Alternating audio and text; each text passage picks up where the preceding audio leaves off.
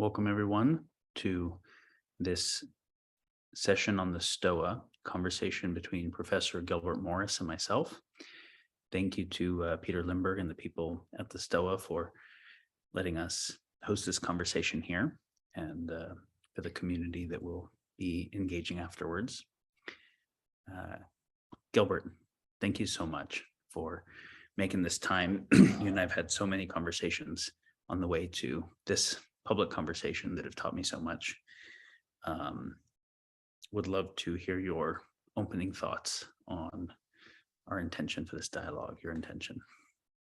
Thank you so much, Daniel, and thank you to your colleagues at the STOA. Anytime that one can engage in a meaningful discussion about a great and important social issue, that becomes important, as I myself believe in the marketplace of ideas, as John Stuart Mill once called it.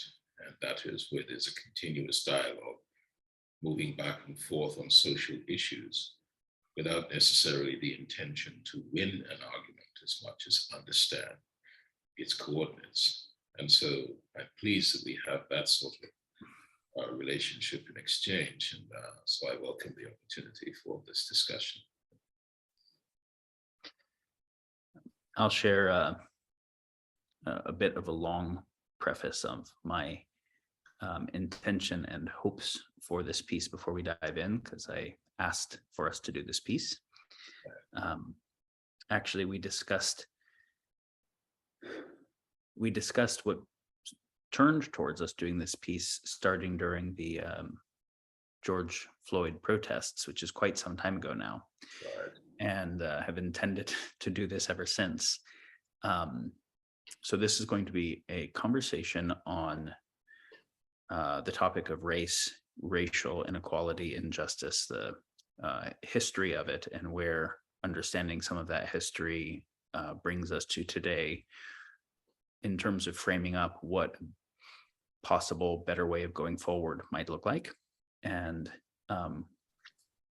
so for my side, these are not the topics that I am schooled in, that I was a student of in any deep, more than just kind of cursory way, as someone who's been interested in activism and human welfare in general. And during the George Floyd riots in particular, protests, I was not mostly engaging in the deep scholarly work, but the things that made it on their way to YouTube. So I was seeing the public intellectuals, and I saw arguments from people like Ta-Nehisi Coates or Cornel West on one side, people like Thomas Sowell or Glenn Lowdry on the other side. And I didn't see what seemed like a bridge towards an agreement that was a way of moving forward. I saw what seemed like arguments that landed for people who already resonated, gave more intellectual support and ethical support for the people who resonated, but that continued a kind of polarized approach. And so I was really, without being able to become a deep enough student in the topics to make sense of it myself, wondering if there were any people who had a sense of what a synthesis position between the various positions that might be able to help us forward look like. And Professor Morris, I'll call him Gilbert throughout, as he's asked me to, and I had actually talked other topics previously regarding mostly his work in the history and philosophy of ideas, history of philosophy, legal scholarship, related to some of my work on catastrophic risk. And but when we had discussed these topics, and I knew he had actually been a director of racial studies at George Mason University and taught and worked both in academic contexts and as an ambassador to many different countries around the world, had both an American and an international and a kind of legal and philosophical perspective. He was able to steelman all the various positions well. Here's how the libertarians would think of it, and here's how the critical theorists would think of it, in a way that was like legitimately sharing their points of view very well. And this was extremely valuable for me. And so as I was in this fortunate position to be getting educated on these topics by someone who could share the historical, philosophical, economic, contextual perspectives and share the various different groups' perspectives and how those perspectives had evolved over time. I felt I was getting such a invaluable opportunity that I hope to be able to share with other people. And so one of my aims in this was simply to be able to take a little bit of what I've got over dozens of conversations with Gilbert and introduce that to other people who maybe like myself care, would like to understand, are not already well educated and don't know how best to approach the topic. So that's one of my goals. The goal that had us starting to talk originally was, is there actually a way forward for how deeply entrenched the American racial injustice issues are and the various perspectives on it? Is there a way that could be anti-polarizing? And I don't think we'll get all the way there in this conversation. I think we'll lay groundwork because one of the other goals that emerged for me is that I've done talks that have wound up adjacent on the internet to a bunch of anti-woke perspectives. And that's strange for me. I think it's because I'm interested in synthesis of different perspectives and a consilience approach. And so I'll often try to explore a heterodox orthodox distinction and find the dialectic, which put me in the heterodox camp, which put me where the main trending heterodox thoughts are anti-woke. And I'm super uncomfortable being in an anti-woke camp. Is not my position. And I would hope that, and this is one of the reasons why I think the Stoa is a good place, is that the people in the Stoa are really interested in synthesis. How do we explore the thesis of anything, the antithesis, the synthesis? How do we explore more clear, nuanced, trans-ideological thought? And Peter Limburg's original work that helped launch it on mimetic tribes was, can we actually inhabit everyone's mimetic tribe and feel what the world feels like from their perspective? So I'm hoping that after this dialogue, the Stoa community that chooses to engage with this will be able to have deep, rich dialogues about these topics. And I know Gilbert and myself are both happy to come back in and engage in those dialogues if it makes sense. But I found so many people critiquing strawmans of the woke perspective, or particularly unsavory aspects of how some people were expressing what they called woke ideologies, without seeming like they had ever steelmanned the underlying real issues of systemic inequality and systemic injustice, where woke originally meant awake to systemic injustice. And so I actually feel obliged to help to steelman that perspective, to say, before being anti-woke, make sure you actually understand, because otherwise you might be a very moral person taking a position that is immoral in ways you don't know because of the depth of the history. So I think the main thing we're seeking to do here is to construct elements of the history and the critical pieces of philosophy and law that happened, some of the attendant economic elements, to really get where the racial issue in the US is today, what's unique about the US issue relative to other global issues, so that then if someone wants to say, well, how do we better move this issue forward, we at least have some better shared understanding of the history up to this point. So that would be it for my intention of where we're here. I think that's an excellent introduction. One of the things that I talk about when I lectured on this, as you mentioned, at George Mason. George Mason is the most conservative, if not one of the most conservative schools. I served on that faculty with Robert Bork, who I found to be an absolute genius. Kenneth Starr was also on that faculty, and so was Karl Rove. And everyone knows Walter Williams, the great economist, great personality, and so on. But at the same time, Roger Wilkins was on that staff, whose father was one of the founders of the Urban League, and for a time in amanuensis of Dr. Martin Luther King Jr. and A. Randolph Phillip, and so on. So one had these two sides, and coming from both a Caribbean and a British perspective, you can understand that I had been schooled in all these perspectives, but being in the thick of it at that time, raised a great deal of questions, not least of which they then appointed me as chairman of the African American Studies Department, which meant that the knives were out should I step in the wrong direction or conceive the program in a manner that had not been conceived before. But it was an excellent time with a bunch of great scholars, Professor Jeffrey Stewart, Rose Cherubin, Ben Carson, Katia Vladimirov. And so you hear that already, quite a diversified group of people teaching in the African American Studies department. And so I enjoy that kind of Catholic, in the small c sense, that kind of Catholic spread of ideas, because it's consistent with J.S. Mill's concept of the marketplace of ideas. When I teach this subject, I explain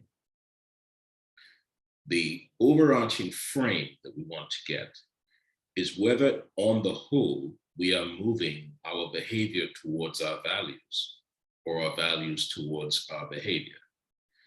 Because no matter what side of an equation you're on, if you establish a set of values that you're not living up to, it is important for each group to exercise some self-policing and culpability to ensure that what we say about what we believe is what others can expect of us, both in the way we continue to speak and certainly in our behavior. In addition to that, or within that, there's the Christian virtue, which when you talk about slavery and race, that's relevant. There is the legal issue, which when you talk about human bondage and the removal of freedom, that's an important issue. I already mentioned the values proposition. And then there's an economic issue. And some people say that the other three are inflected by the economic issue, but we'll dive into that and see where that goes. The last point I'll make in this preliminary phase is that we must be careful about historical monumentalism. And that is where we treat history as a monument to ourselves, so that our status making and our sense of ourselves, our sense of our own prestige, requires history with a certain narrative, no matter what the actual history is. And when we come up against that, this is one of the ways in which you and I talk about this all the time, Daniel. When someone may have a wrong perspective innocently, and then if that person is curious and seeks a right perspective, but when they are presented with the facts and still refuse either to engage on the facts, raise questions, or to change their position, then this becomes disingenuous. And that person is not an honest person with whom to speak in an effort to solve a social problem, or at least generate some sort of understanding. And so we have to eschew and reject monumental history. And I'm afraid that both sides, to some degree, have now gone to the extremes of establishing history as a monument. It's unassailable. Elements of the history cannot be questioned, cannot be challenged, because the historical narrative is so important to us in one way or the other that we can't bear criticism of it in any degree. And that is both anti-human and anti-democratic.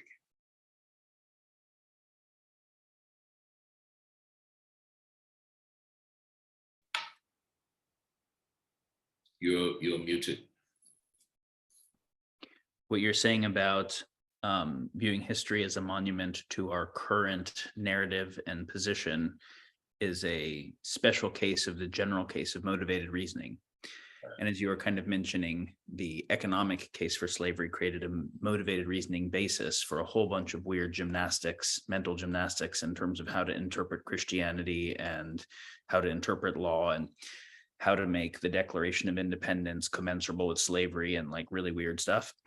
So what we are seeking to do is to be able to look at which arguments are earnest, and they're partial, they need reconciled, versus actually hold on to their partiality and claim it to be more complete than it is out of motivated reasoning. And the hope is to be able to strip the motivated reasoning, have an earnest inquiry that can give us a clear enough sense of at least some through lines of the history up to this point, And I think why this is so important for me is, and I'm really speaking to people who might be in a position somewhat like the position I found myself in a couple of years ago when Gilbert and I started speaking on this, is I would hear people that knew more about the topic say things very differing from each other. And I didn't feel that I had the knowledge to be able to say, these people who put 20 or 30 years of study and that radically disagree with each other, how am I going to figure that out? And they would say things that sounded superficially compelling, like people who would argue that mostly the issues of slavery and race are over and we should take a more kind of libertarian perspective, would say things like that as bad as slavery was, Genghis Khan killed 5 times as many people in his own life as the entire Atlantic slave trade ever even engaged with. And there was some sense that slavery was just part of history everywhere. And the American case was not all that particularly unique.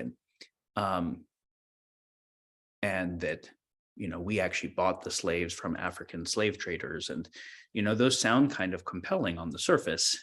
As I got deeper, those all were either red herrings or specious or at least cherry picked in a way that really did not indicate the truth of the overall perspective well. But simultaneously, the critique of the American situation oftentimes cherry picks in the other direction in a way that doesn't acknowledge just kind of the realpolitik nastiness of humans largely. And I really wanted to try to get a fair sense for that. So I'm hoping, while mostly constructing what about the American slavery system and then post-slavery, the continuity of that all the way up to the current day, where systemic injustice associated with race, and it must, I just have to say, we're not going to be dealing with the issue of the Native Americans. We're not going to be dealing with the issues of feminism and intersectionality and biracial discrimination and the million nuances that are really critical that are just well beyond the scope of this. And for everyone who has that deeper background, wonderful. And this is really intended to be introductory. But the hope is an introductory pre the American slavery situation to the American slavery through the post-slavery all the way up to current, that can give some contexts of what is unique and uniquely problematic about this case that makes it so challenging.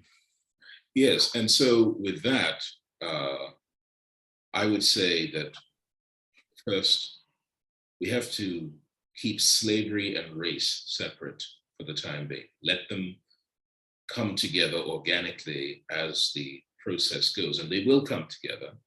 And we will see that the slavery was the thing that seemed to be a forerunner, and then race was brought in to create certain justifications. And even though slavery has ended by certain definitions, the race issue continues in the most pernicious ways. So the beginning of that, if you look, I think it's well established and it's basic history that the reasons for slavery were war. So if you were a captive in a war, debt, if you had some debt that you couldn't pay, that these were the 2 main reasons why people found themselves enslaved. There's a sociological and anthropological point to that. And that is, in the ancient period, if you go back as far as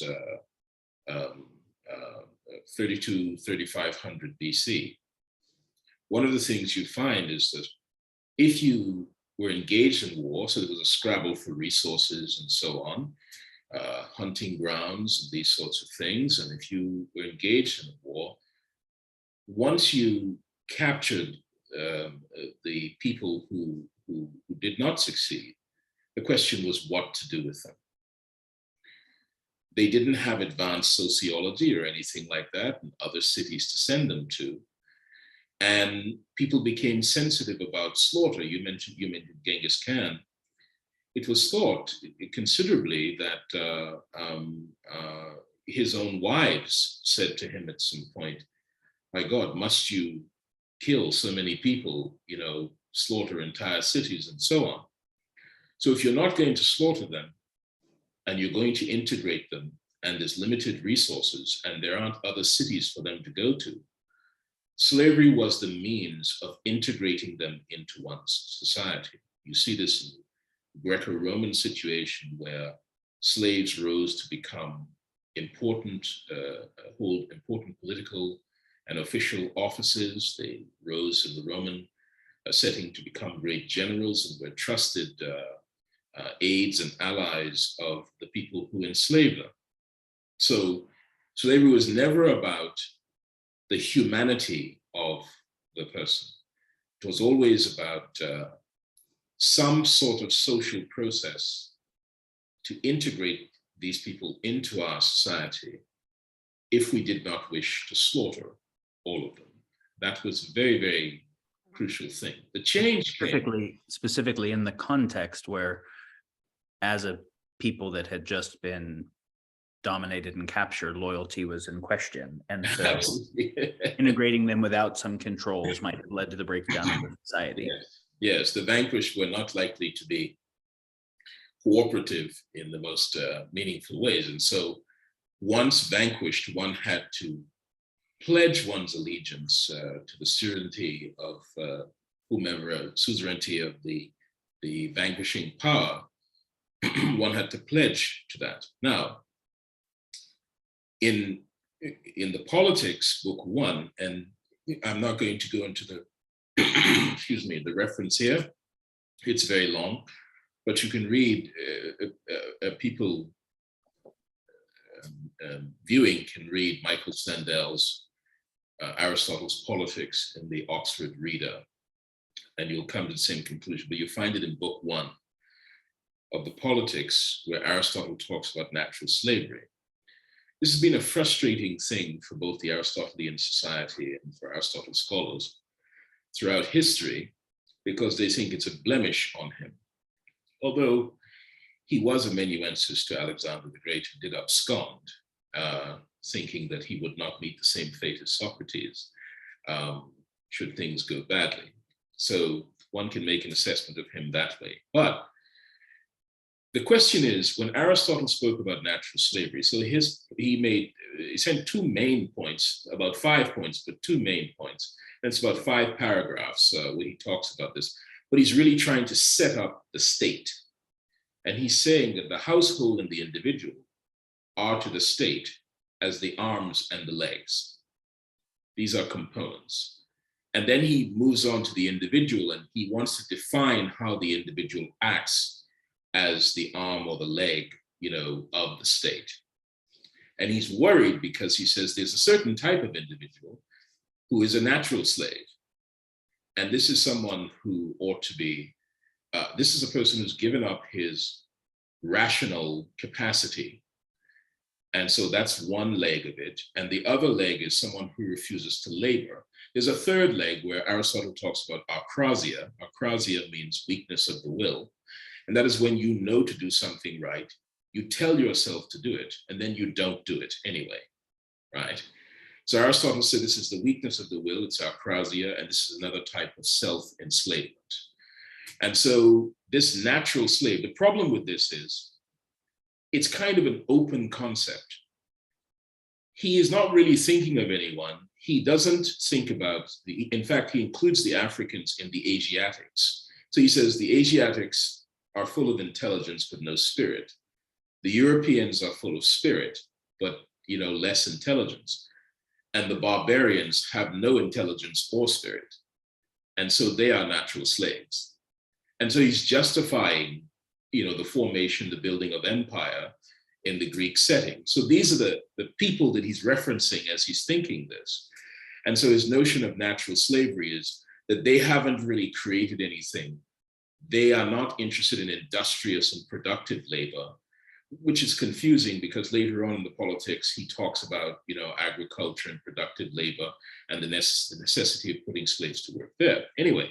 If I remember right, he said something that really kind of shows the view of the domesticated animal has a better spirit than the wild animal. Yes, because that's in the same way the domesticated beastly person is better off than because the domesticated animal is acting within its own nature, whereas the human being is not.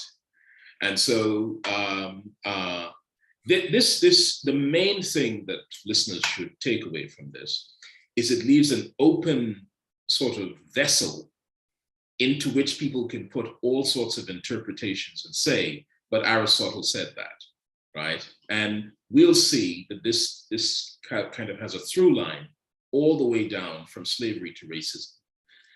So, and just to give the listeners context of the arc we're going to follow, we're starting with Aristotle, and we're going to talk about the American case that doesn't come for a couple thousand more years. Right. Starting with Aristotle, because this was significant enough to the Western canon of thought that it became something that got built upon. Absolutely.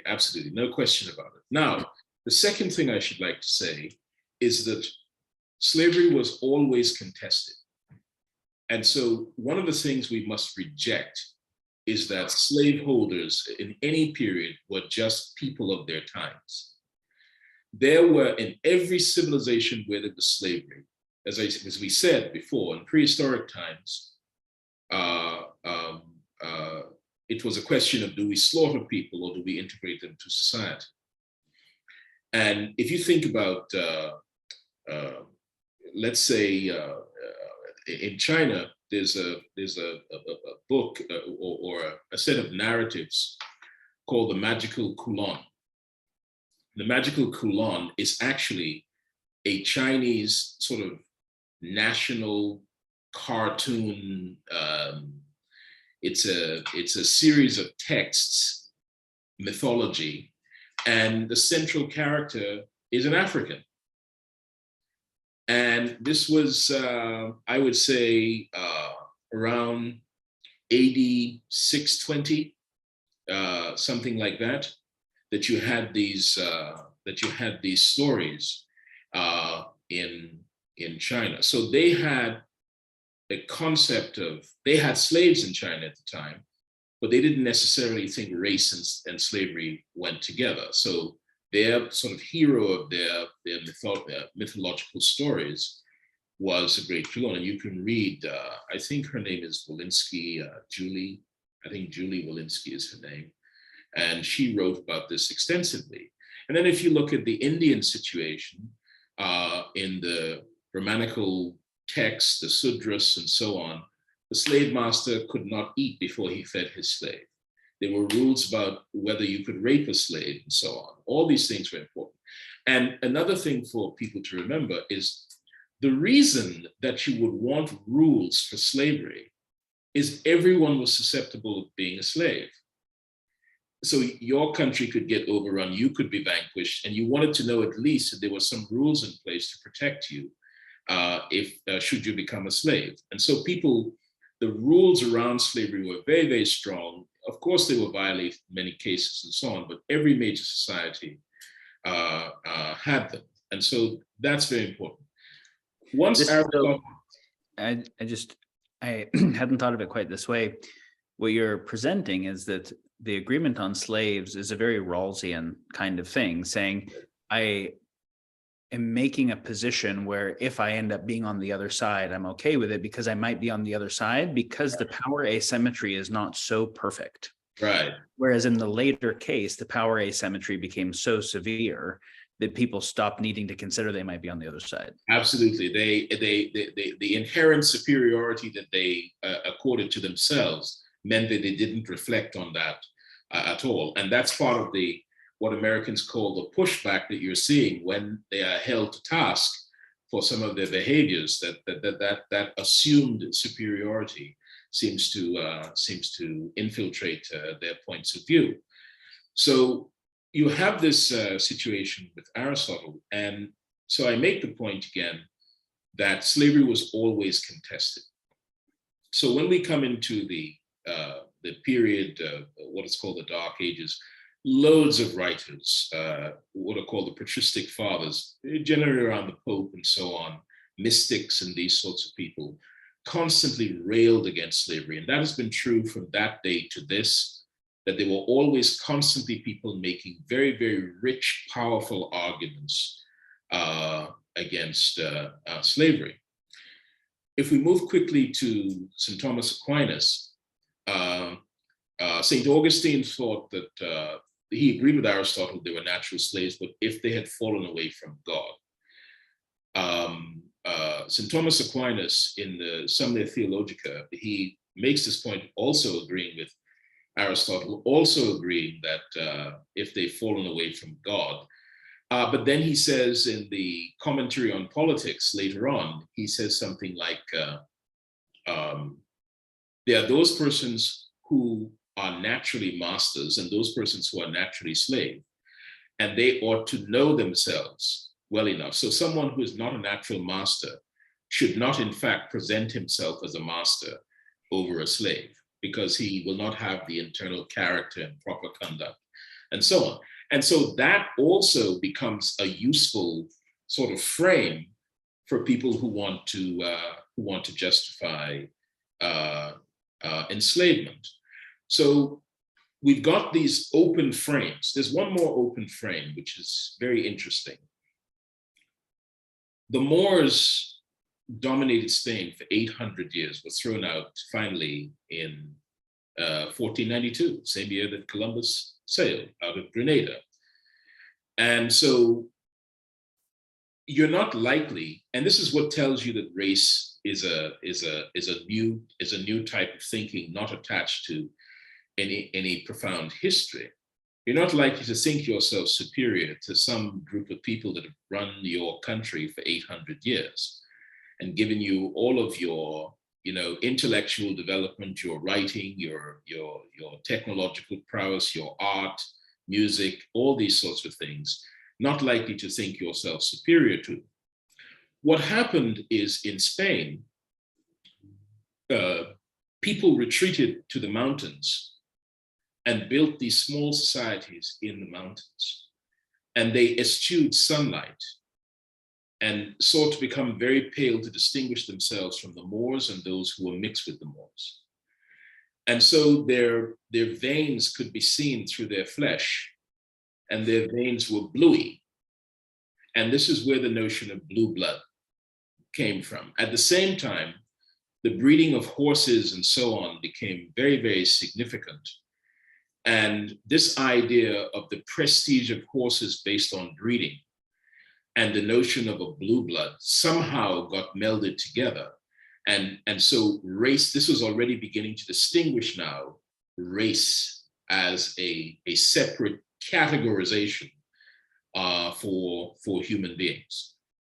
So those are the upper framings that we should work under, and with those things in mind, we can get now to the issue of enslavement.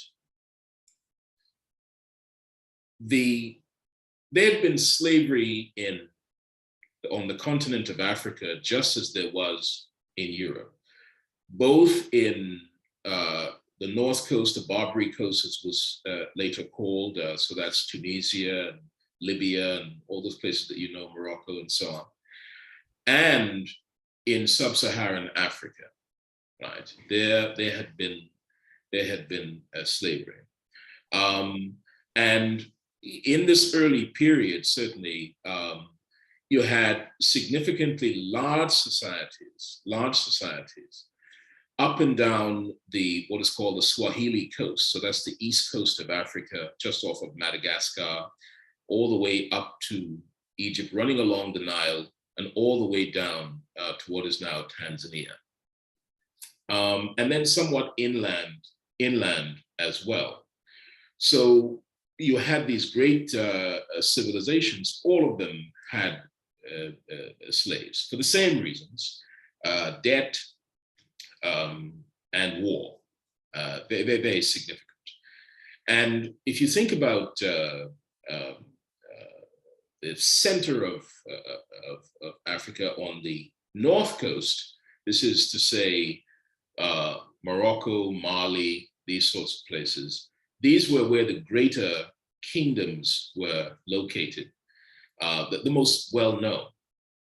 The Portuguese began their incursion into these areas with the Canary Islands, which are just off the coast there, and spent about 100 years wrestling with the dwellers on the Canary Islands to achieve control. They would lose some wars, win some. They would go away for 5 or 10 years, come back. They would, and so this is a very, and this is, we're talking between now the 14th century, so the late 13th and throughout the 14th century. They could not seem to get a hold here, but eventually established a foothold in the Canary Islands and then attempted to make incursions into the mainland. At the same time, the Spanish were observing this and observing, the opportunities. Columbus was gearing up at the time to head out to what is called the New World for Europeans. And what is very, very significant in this period is that slavery was not the main driver. When the Portuguese and the Spanish first began, well, they were all trying to traverse the coast of Africa, the west coast of Africa, all the way down to the Cape. And this took from the first incursion, about 120, 140 years to get done. But slaves were not the main focus. Gold was. Gold was the main focus. And it's the main thing that made them start succeeding much better than taking 100 years to get a little bit of foothold, mostly Gunpowder Revolution. Yeah, what you had in West Africa, well, you had many small kingdoms. The Arabs were the dominant group up in the upper north of the continent at the time. And trading routes between Morocco, Spain, the rest of the Mediterranean and so on were already very well established. You had... it's worth just noting the Arabic influence in Northern Africa was already before what you're describing as the European influence coming into Africa, but it had many similar properties. Absolutely. So what I'm saying is that the Portuguese incursion into the Canary Islands, while that occurred, the relationship, particularly the Moors, once they left Spain, they entered all along the Barbary coast, but largely into Ethiopia. And they began trading into the Mediterranean from those countries, not only slaves, but all sorts of products that were very important to Europeans at the time. Very few agricultural products, but large gold was one of the main things that everyone was in search of.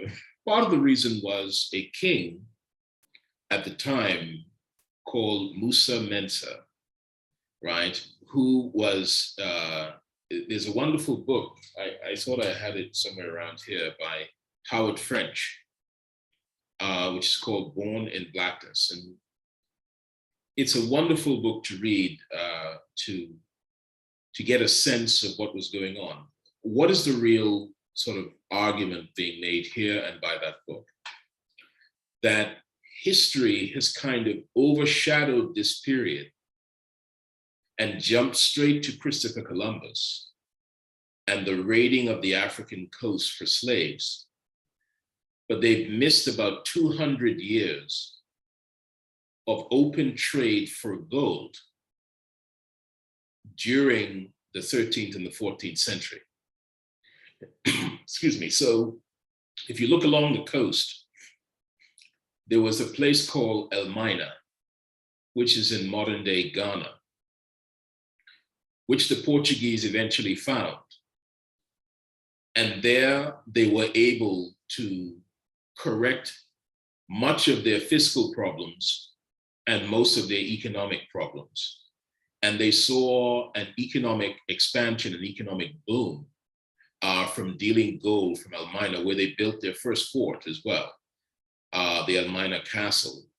And this completed the search for gold. When I say complete, I don't mean that was the end of it. I mean that finally they found what they were looking for. The association with slavery and enslavement of Blacks didn't come organically out of that situation. Henry the Navigator was the brother, I believe, of the King Alfonso of Portugal. And Henry the Navigator hit upon an idea where he thought that there was an opportunity in trading in African slaves, in slaves from the continent of Africa. It wasn't called Africa at the time. He was concerned with that because he saw from the Canary Islands that the plantation construct that they had there was insufficiently developed. So then he began to plead with the popes, because he recognized that the king of Portugal could not give him dominion over these lands. There could be a declaration, but in order to get a real declaration and prevent other Catholic powers from incurring into these lands and to give himself a monopoly, that he needed the Pope's imprimatur.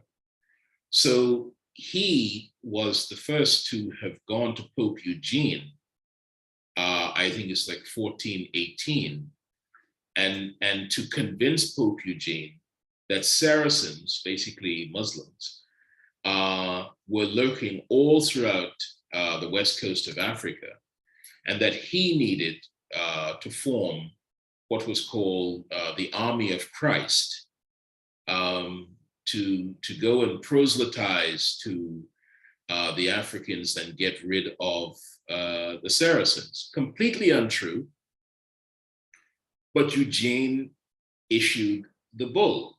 I think it's called Sane Charissimus, S-A-N-E Charissimus. And that was the first papal bull aimed at identifying Africa, not yet for slavery, but putting the Portuguese and Henry the Navigator in particular on this trek for incurring into the continent itself, beyond the search for gold. You're muted. And for those who aren't familiar, papal bull simply means a dictate of the Pope, which is a particularly significant thing during that time.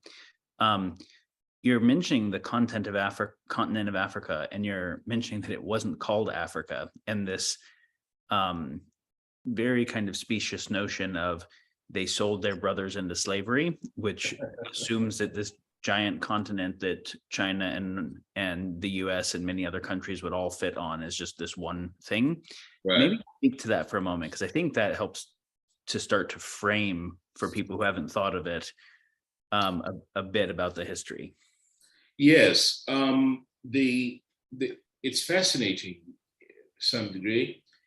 There were hosts of small kingdoms along the west coast of Africa at the time, the continent of Africa. None of those people could see themselves as Africans, so to speak. This appellation came much later, when Europeans could not be bothered to learn the particulars or specifics of their assemblages, and merely sort of referred to everyone by this continental catch-all.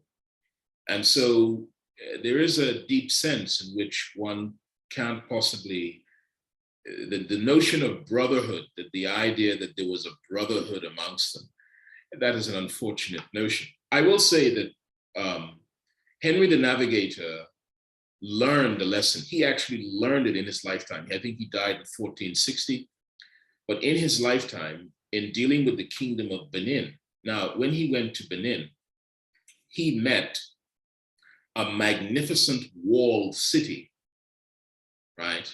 A magnificent walled city with great metalwork and art, and a king that it took him almost 6 months to get an appointment, so to speak, because they did their due diligence, right? You didn't have the freedom. So two things: you didn't have the brotherhood, and while you had some raiding that went on in the earliest phases, you're not going to move 12.4 million people by chasing them around the coast of Africa. So they went to Benin. Benin drove a very hard bargain. It was a very significant civilization at the time, had its own art, had its own culture, its own music. He wrote about the hospitality of the royal court, and that one could not see the king at will, and that there was a process involved. Why is this important? Because when we come to the racial argument is that there was nothing there anyway. So why find slavery, enslavement so abominable? Here's a racial argument that categorizes all these people that have been around for all this time and say that they have never amalgamated into anything significant and they have no great accomplishments. So that I just want to add to this that it is not necessary that someone has advanced metalwork and giant walled cities to say that their life is worth something and should not be taken by force ethically. Right. I think the Hobbesian idea that pre-advanced civilization people historically had these short, brutish, nasty, mean lives in a war of all against all is just absolute apologism for the narrative of progress as defined. Right. If we look at the Kalahari or many of the Bushmen of Africa or whatever that didn't have the great walled cities, some of them had types of art and poetry and wisdom that is mind-blowing. Yeah. And so I wouldn't want to make the argument their lives are worth something because they had advanced technology. Oh no, but it is worth noting. Yeah, that is a part of the history. Yeah, but it's worth noting in this way as well. That is the European definition of an advanced society, and the point that I'm making is not that I think that makes them advanced, but the very people who accuse them of not being advanced, categorize them as not being advanced, when they encountered them, met them with these implements of civilization that they themselves prioritized. Yes. And so that is very significant. And you're absolutely right. If you take the San people refer to them as the Bushmen of the Kalahari, they have no great structures. But if you want a PhD in linguistics today, you'd better be going to them to learn one of their clicking languages, or the Maasai, who can control 200 head of cattle with their interspecies linguistics and so on. So those are not great buildings, but those are actual processes that now human beings want to use. And in fact, it's people in the machine learning and AI area, so the most advanced Western disciplines, who are going into these places now to study the linguistics of these ancient people. So you're absolutely right, and I wouldn't want to leave that impression. And I think it's a good point to make. In addition to that, I will say this though, that for those who thought that great civilization were important, there's a sort of dishonesty about this, because the framing of people at that time on the African continent was that they were not advanced. Yet, we see, as I say, diplomacy with Benin, and then Benin finally cut off the Portuguese for slaves and cut off their trading with the Portuguese. No argument, just they were self-sustained and self-satisfied and so on, and did not feel that they gained any advantage by dealing with the Portuguese. And this is what gave Henry the Navigator the idea that he had to come up with another concept and needed another papal bull. But before we get to that, for those of your listeners who want to review the case, you can look at the pre-Egyptian societies in the Sudan as examples of one type of civilization, so to speak. You can look at places like Bulawayo or the Great Zimbabwe, an area called, you can look it up, Great Zimbabwe, right, in what is now Zimbabwe. So all the way down the Nile and then below the Limpopo River and so on, you can see great civilizations which existed long before the European incursion. Schroeder is another great city, something called the Swahili construct, which is a series of Swahili speaking and countries or small kingdoms along the East Coast in what is now Tanzania, that entire area. So for those persons who believe, as you pointed out, in a kind of Hobbesianism, that these kinds of societies were not only examples of progress, and other philosophers, Kant, Hume, all believed that this was an example, writing systems, big buildings, art, all these sorts of things. This was proof of civilization. And I'm saying that proof was there. That proof, it was ignored. And this is the second great deception. So we said the first great deception is Henry the Navigator attempting in some way to ingratiate himself to the popes. And if you think about this period in European history, he goes to Pope Martin, and he gets another. Henry the Navigator gets another papal bull, this time that specifically gives the concession to the Portuguese king as opposed to the Spanish king.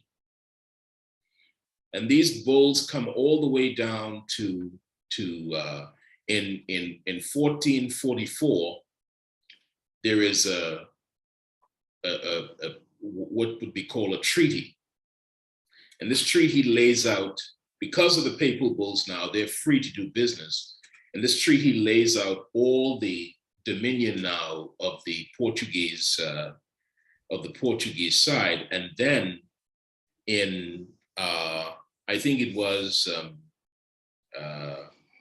1455, that you get the papal bull that changes everything, that literally gives Portugal the right to enslave people from the African continent in perpetuity.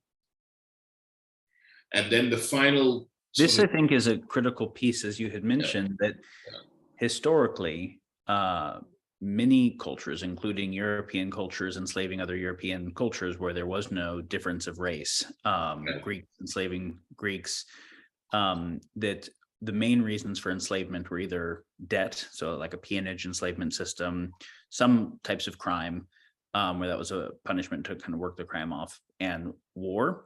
But that unlike this later system, there were limits on that slavery. And you were starting to mention some things of limits of rape and like that, but there was also that it was not a forever system. That's right. That's right. I want to make sure that you make that clear, so that the kind of rights that one kingdom inside of the continent of Africa may have had with a warring tribe that they conquered inside the continent of Africa, who would not have both considered themselves Africans any more than two European groups at war would have themselves Europeans. They would have been, Vikings and Frenchmen or whatever it was. that they would have had binds on what that slavery was, that when those slaves were then sold, changed completely. And I think that's one of the key cases we're building. Well, you're precisely right about that. And the papal bull, which changed everything, was called Romanus Pontifex in 1455. And now, and there are a couple of things to say about that. Number one, it became international law because the Spanish kingdom, the Portuguese kingdom lived in a competitive area of the world, and it became international law. And as a side note, you can kind of understand Henry VIII when he destabilizes or disestablishes the Catholic Church in the UK. This frees him from the international law imposed on Spain and the other Catholic powers in respect of Portugal. So that's something to bear in mind. And that's important to bear in mind because of the relationship between Elizabeth I and her pirateers, who end up fighting Spain on open waters and capturing slaves to bring them to the United States. But before we get there, so Romanus Pontifex happens, and this produces essentially a free-for-all. And as you said, I just want to make sure we close that point, and that is, do not, if you're thinking Africans sold their brothers for slavery, if you happen to be Black and you think that, this is the wrong idea. They didn't know each other in the way that we talk about, if you're from the Caribbean, if you're from, wherever it is that you're brothers, or if you have a white friend who's close to you and you two share, you say, that's my brother. That didn't exist in that way. They didn't know each other. They never referred to each other as Africans. You referred to yourself within the context of your particular tribe, the mobility of which, unlike, say, the Sand people, right, who had been part of the Great Migration 1,500 years ago, from near Mali and Morocco all the way down to the Horn of Africa, most of the tribes were not peripatetic, right? You had the Bedouins and the Berbers and so on up in the north, but for the most part in the sub-Sahara, they were not peripatetic. They were gathered around watering holes largely, or the ocean, and that's where people lived and so on. And they, Africa is vast, so they lived, hundreds of miles from one another. And if you look at the footprint of where slavery, where the slaves came from, you're looking at places that are now sort of between Guinea-Bissau, right, Senegal, that area, all the way down to Angola. So this is a very small footprinted area. The Arab trade in slave was many times larger, many times larger. The difference here was you were being enslaved outside of a historical context with a new set of people under a chattel framework, all right, that didn't allow, strange as it may sound, people who were enslaved in that Arab logistical corridor in West Africa were sometimes sold to other Africans in the north, but still in Africa, right? Egypt, Tunisia, these sorts of places, Morocco, and so on. So there was a chance that they could return to their home. You could trek where you were going to. As people would have seen from the Amistad, there's a wonderful scene in the film where when the enslaved is asked, where are you from? And the gentleman steps back a little bit. He steps back all the way into the shadows until he disappears. And he says, this is where I'm from. And so I thought that was an interesting way to depict the psychological impact of someone now inferring the newness of the place that they have now encountered by force. So that's an important thing to note. The other thing to note is that once Romanus Pontifex has taken place, what we usually call the slave trade, we have to really change our reference point to that. This was a guns for slaves, for commodities trade. So you bring the guns, small tribal kingdoms, you meet the first tribal kingdom. Of course, I'm just giving a scenario here. That tribal leader says, no, I don't want your weapons. I don't want to kill people. I don't really want to do that. You go to the next one, you say, listen, he bought a lot of guns from me, so he's going to attack you. You'd better buy guns from me to protect yourself. So first it becomes a protection thing. So you have this multipolar trap that you find yourself caught in, which you, Daniel. Yes, go on. This is important to just underscore. So as the gunpowder revolution is kind of advancing, and it's advancing disproportionately more in Europe than it is in Africa. Absolutely. From this like 1300 to 1600 time period, right. The asymmetry in weaponry is becoming much more significant. So where the Spaniards or the Portuguese might have taken a long time to make a certain degree of progress, once the British really got involved coming in, and they were coming in with lots of effective ballistics. That's right. It changed everything completely. Yes. And then it's really a racket that they're doing, because they're like, we sell guns to one side of a rival tribe and then go to the other ones and say, you have to have them to protect yourselves. Right. But it's basically a protection racket that we drove by introducing asymmetric weapons. Right. And so they have to get the weapons, and then they trade us the slaves for the weapons. Right. Obviously, you'll see what the rest of it is. But that's another thing where it's like they didn't really have a choice, because as the moment that we introduced that degree of asymmetric weaponry between tribes that might war with each other, but have a certain binding on the ethics of their war with each other based on long historical context, we break their whole historical context and force them into our terms. That's right. And so now they can't survive without these weapons. And so it moves from a protection thing to an ambition, to a status-making proposition. So it's no longer about protection. Now, rival tribes want the guns because they want to be larger. So they don't want it for protection anymore. It's now part of an ambition. It would seem like there is this through line from protection and necessity into ambition, because the ambition is to get ahead of the race, the arms race. Yes. But if you weren't trying to get ahead of it, you could forecast you would definitely lose at it because the other guy's trying to get ahead. Yes, absolutely. No, the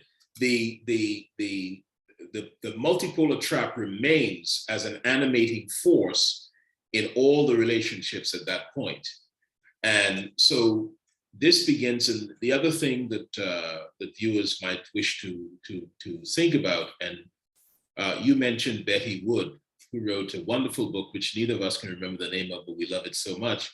A very small book, maybe 120 pages, on slavery in colonial America. And it's a beautiful book. And this is one of the things she points out. She's a careful enough scholar to think about the change to the anthropology, sociology, and psychology of the people from the African continent when they are put into this mix. So the origins of American slavery. Yes, absolutely. So if we're speaking at the moment about people on the continent, and we're accusing them, and some countries, Angola has apologized to, in 2016, Africa has 5 regions: North, South, East, West, Central, and 54 countries. Well, by resolution, the African Union in 2016 created a sixth region and a 55th country called the country of the diaspora. Now, there's an argument there that every human being is a member of this diaspora, right? Because you can't, and this is some of the conflict we have when people make these arguments. On the one hand, you say everyone is from Africa, but when we say the diaspora, we're speaking in national terms which were invented by the colonialists, right? Denying Mother Africa, so to speak, her full panoply of humanity, which should be assigned to her. So anyway, that was done. And the idea there, during that period, Angola and about 4 other countries apologized to the diaspora for selling them, but they used the language of brotherhood, and they didn't seem to recognize or didn't seem to argue. And this gets the reason. Now some people will say, well, I think that's nice, or I think that, that's gracious, or, whatever have you. Yes, but we should always try to get history in its proper context, because the narrative that we use at that end is going to bleed through when it's come time for the solutions. And then we'll have a very difficult time sort of crafting the solutions if we're depending on a narrative which, while it feels good, is actually inaccurate. So this is profoundly important. So you have that situation. Now you have the rival risk situations of, kingdom against kingdom and so on. And you now have the slave trade. Everybody knows about the slave trade, but now we know about the guns for commodities, for slaves for commodities and so on, in a triangle that moved people, 12.5 million people to the United States, to what was then America. But it moved close to 4 or 5 times that to places like Brazil.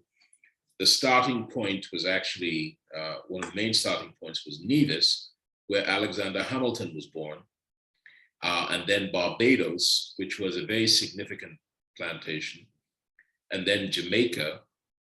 And these were largely, so human beings arrived in these places as cargo.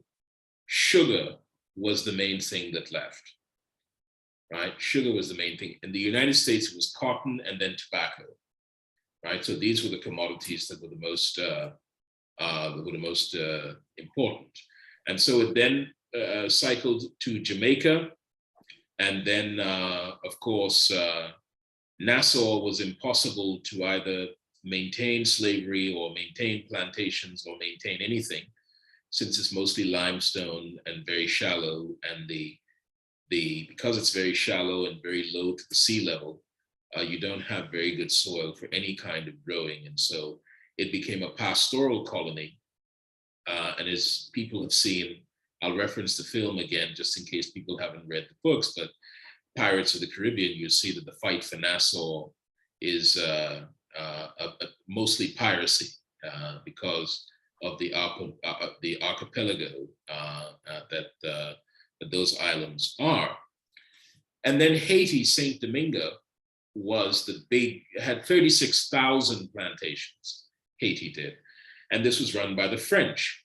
And so you see the Caribbean was split into these various areas as well. And all the European powers had their little dominions. Constant fights between the French and the Spanish, even though in the 1490s, a treaty was made called the Pope's Line. Pope's Line. And in the Pope's Line, because the Spanish had said to the Pope, how we are members of the church as well, how can you give all this dominion to Portugal and leave us out of the equation? They then divided up things between themselves, and what is now North America was Spanish, at first North America, and then South America was Portuguese, at least Brazil was. And then smatterings, the British were sort of picking off small places around the Caribbean. And this is how the structure was developed. The salient period, or the salient moment, was the arrival of some people in 1619 into the American setting. Now, there have been lots of discussions about that, about whether or not this was the first landing of slaves. This is actually quite a complex, complex situation. And I mentioned all this stuff about the Europeans and what's going on in St. Kitts Nevis, what's going on in Barbados, Jamaica, right, the United States or America at the time, because there's a unique legal situation going on. I wrote an essay about the reception of English common law into the 13 colonies. And it was one of the most complex jurisprudential documents, to put together, because, for instance, while it was a British, America was British, the difficulty was that British law was made and basically imposed in the colonies by the Lord proprietors who were given grants by the king. So America was not seen as part of the jurisprudence of Britain going up to their Privy Council, which is part of the House of Lords and so on, but going up to their high courts and so on. This is very, very important. And so in 1619, you have a ship, you have at the time a governor called Governor, I think it's Argyll, who was the governor of Jamestown. And, but there are two fiends. One is a cousin to the palace. His name is Hawkins, and the other one is Warwick. And they are pirateers who conspire, and they say, wait, the situation is anomalous. So there's a war going on. You've got the Spanish using Dutch ships, but the British are at war against Spain, largely because Spain's dominion given to them by the Pope does not apply to Britain. So, and then we are British North America. So what we can do is we can raid Spanish ships and appear to be fighting Spain, which means that our British king will not find us offensive. And then whatever happens with the cargo, we get paid. Because nobody's going to argue if we bring cargo of value into this new American setting. And so this is how these 20 plus odd, as it was described in a letter, persons arrived, Black persons from the continent of Africa arrived. Now, here's the thing. They were not slaves in the legal sense. They couldn't be because they were baptized. And under English law, no Christian could be enslaved. You had a similar thing in France with the Code Noir, which created all the problems in Haiti because it wasn't Christian, though. The French were a little bit more personal about it. If you were French, you could not be enslaved. So, so each country, as I say, had these little niches of legal and jurisprudential limitations that could be exploited. And so these people were landed, they were indentured servants. But for all intents and purposes, they were enslaved because they couldn't go anywhere. They couldn't buy their passages away, they couldn't escape, they couldn't, none of that. And so there they were on this landscape now in this new setting. And many of them negotiated indentured contracts and things of that sort. And they were accommodated because nobody intended at the time that they should be slaves in perpetuity. There were already growing free Blacks in America at the time. And one free Black became very, very important to this story. Now, as I said, for those of the listeners who are thinking to themselves, but surely they felt they must have, those 20 plus odd Blacks must have felt like slaves, right? Wherever they came from, they were either sold as slaves or stolen, right? Kidnapped. So that's one. They didn't look on, Hawkins or Warwick and say to themselves, "Oh my God, rescue!" when they were taken to America. But they would have found that there was kind of benign non-agency that they experienced there, but they could negotiate terms of their labor. They had times to work and all that kind of thing on the regular indentured contract. Now, there's some things to note. The indentured service program had occurred about 16 to 18 years before. In England, in 1601, they had passed what are called the Poor Laws. And the Poor Laws were kind of an apprenticeship law. And this shows you how the anomalous nature of the application of law at the time, to get people off the streets and get them into productive labor. So the routine was that they had to volunteer to become an apprentice. If they didn't volunteer, if you were a prisoner, you were just made an apprentice to make yourself productive in society, right? If they didn't send you to Australia first, right? And what eventually happened was people were just being kidnapped off the street. and then we're talking about Europeans, were kidnapped off the street and put in because the profiteers and privateers, they could argue that they were following the Poor Laws. So the indentured program was itself, if you like, problematic from the very beginning. So it was not a safe position to be in, and therefore changes to that position were not difficult to contemplate.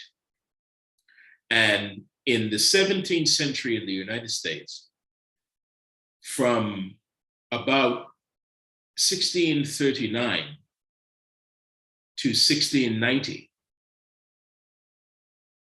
the life of Blacks in America changed completely, absolutely and completely.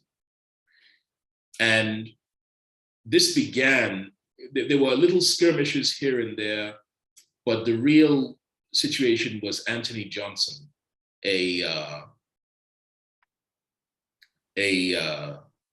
you had John Punch, and John Punch was an indentured servant, and he ran away along with two Europeans. And when they were caught, the Europeans were punished by having their indenture extended. And he was made to serve indefinitely. That's the key thing, indefinitely. In 1655, a Black man named Anthony Johnson had a white and a Black indenture, and they left to begin another service. And Johnson was saying, no, I have the right to their service. And the courts ruled that in the case of the John Casor, Casor, that Anthony Johnson had the right to his service for life.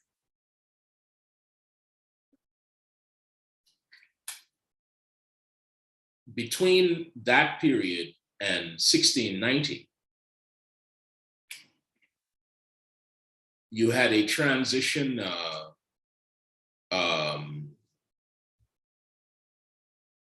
rights of Blacks, or privileges, if you want to call them that, were being taken away. So they couldn't own property. So that changed. The status of the mother became the status of the child, and that locked in lifetime servitude for children. The reason for that is because I actually refer to it as the free rape strategy. Because if you raped a woman before, then the children were yours as per the French situation. But this was the opposite of the Code Noir, because it said that the status of the child passed through the mother. And this meant that if the mother was enslaved, that the child was enslaved. But then if the mother was of white indenture, that the child was indentured as well. So there was no escape. And so the shackles, the anti-freedom, the loss of liberty was growing by a progression, what financial people call stacking. There was a stacking going on. So just to recap a couple things with regard to this question of multiracial kids. If a white man and a Black woman had a baby versus if a Black man and white woman had a baby, how do you deal with it? When that law got formalized, that it's the status of the mother, there was now a situation where if there was a Black female slave, all of her children, including by rape, including by whether from Black men or white men, would all be owned by whoever owned her. Absolutely. So now incentivizing the maximum amount of rape was highly profitable because you could either use those slaves or sell them. Absolutely. And to just get a sense of like how mind-blowingly gruesome that is. Right. And then to go back and say, you're making a case that is exactly the opposite of the Hobbesian case and exactly opposite of the kind of pinker way of thinking about things, which is that history got progressively better, that it's always been nasty. And yes, there were nasty things in the past, but like, I think a lot of people who don't have a deep study of history, who grew up in the United States, think before the Emancipation Proclamation just seems like ancient history, like and before 1776, like why would anyone even go back that far? And that there was probably worse slavery. They jumped straight to Genghis Khan type examples and assume that it was bad, but it's been getting progressively better. And you're actually painting an opposite story, in which case the slavery was way less bad and got progressively worse. And there was a process of codifying slavery in America, and then in the Americas, the Caribbean and the Americas, and then specifically slavery in the United States, and then specifically Black slavery, as opposed to other forms of non-racial slavery in the United States, that became discontinuous with the way that most slavery practices historically had been, and much worse. Yes. Where it did reify, because it needed some continuity, it reified a version of Aristotle and a version of Papal bulls, but like the worst ones with the worst motivated reasoning, that now had nothing to do with the captures of war and had nothing to do with debt and had everything to do with a permanent breeding labor class for economic competition. Right.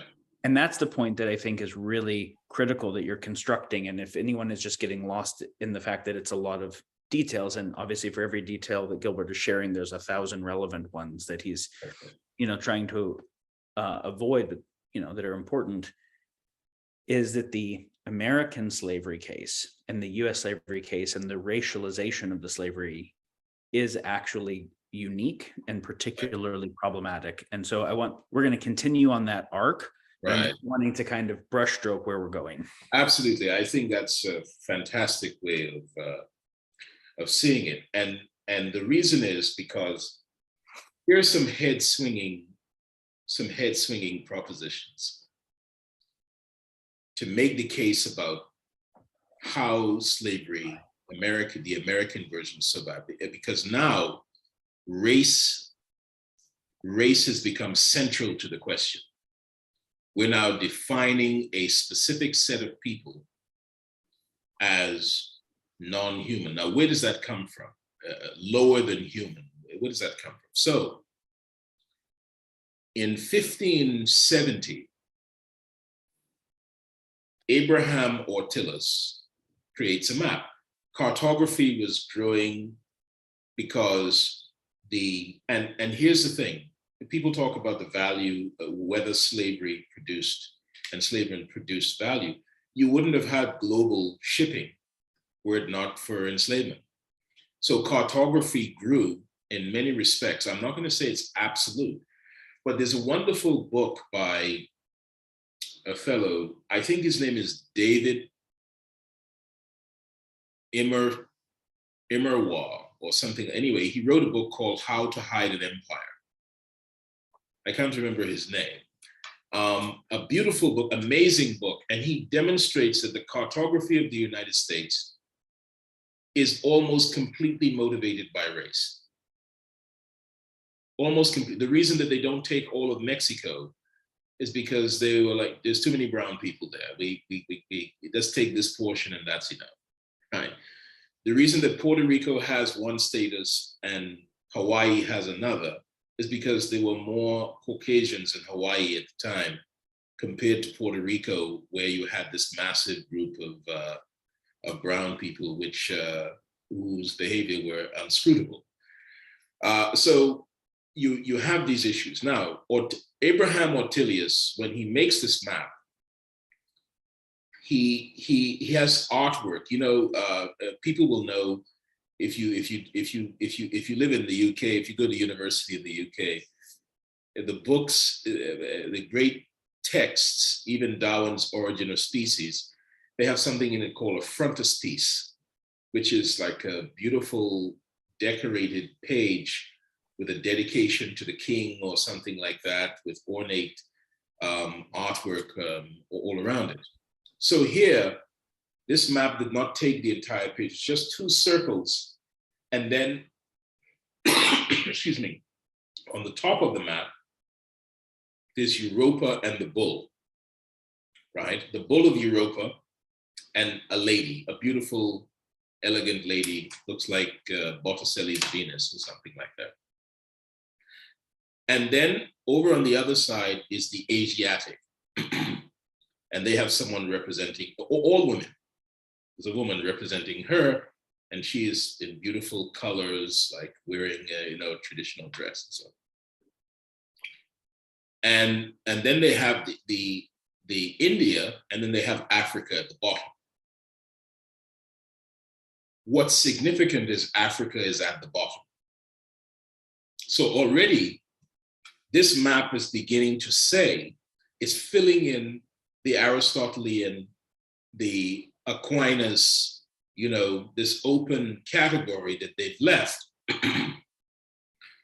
based on civilizational advancement and all these sorts of things. Plus, there's the dominance that's going on in West Africa at the moment, and nobody is saying, hey, it's a guns for the enslaved, for commodities trade, and there's a rival risk proposition that's being exacerbated on the continent. So they're not actually losing, or they're not actually just a bunch of disagreeable people who can't behave. Something is happening to them. No one says that. It just says those people are always warring and so on, killing each other. But here we are, living in a great civilization. And so we have advanced more than they have because, again, here we are. then how does this get reified? What happens here? Well, it turns out that David Hume, part of the Scottish Enlightenment, right? Great philosopher. David Hume, it tells a story that a man is said to be very intelligent, but the fact that he is Black is a clear proof that he is merely parroting what he's heard before.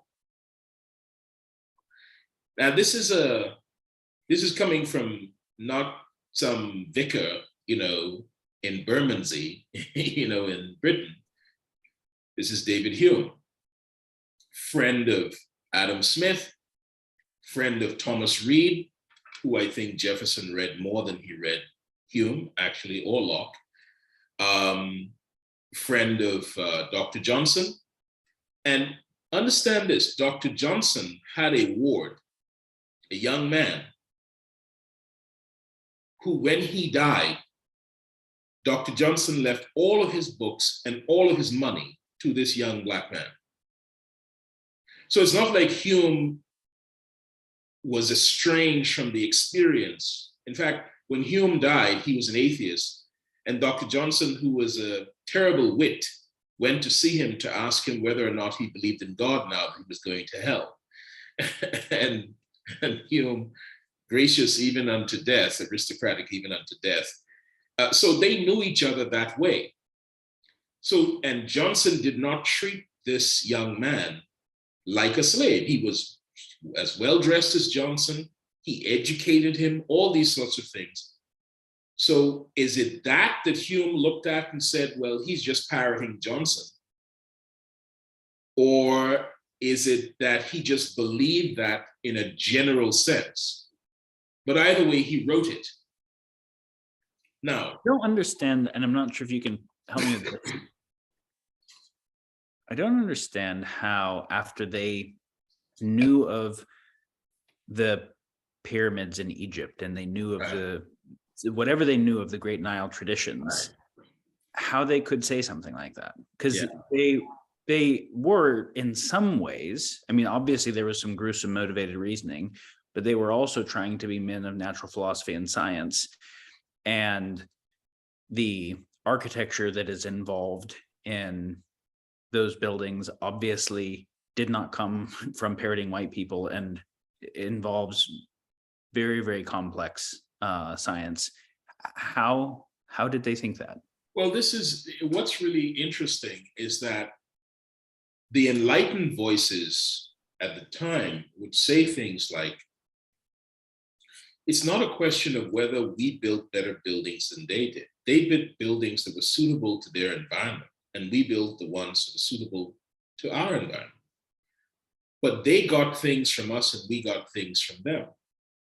Down in the great Zimbabwe, they were influenced by Egyptian architecture, but Egyptians were influenced by Sudanese, right? So and all of them were counter-influenced in later years by Europeans and that kind of thing. So human history really is a knitting together, a confluence of influences, rather than any self-generated influence, such as we like to think of the lonely artist who just comes up with genius on his own, right? You can just look at the work of Picasso and know that that's not true.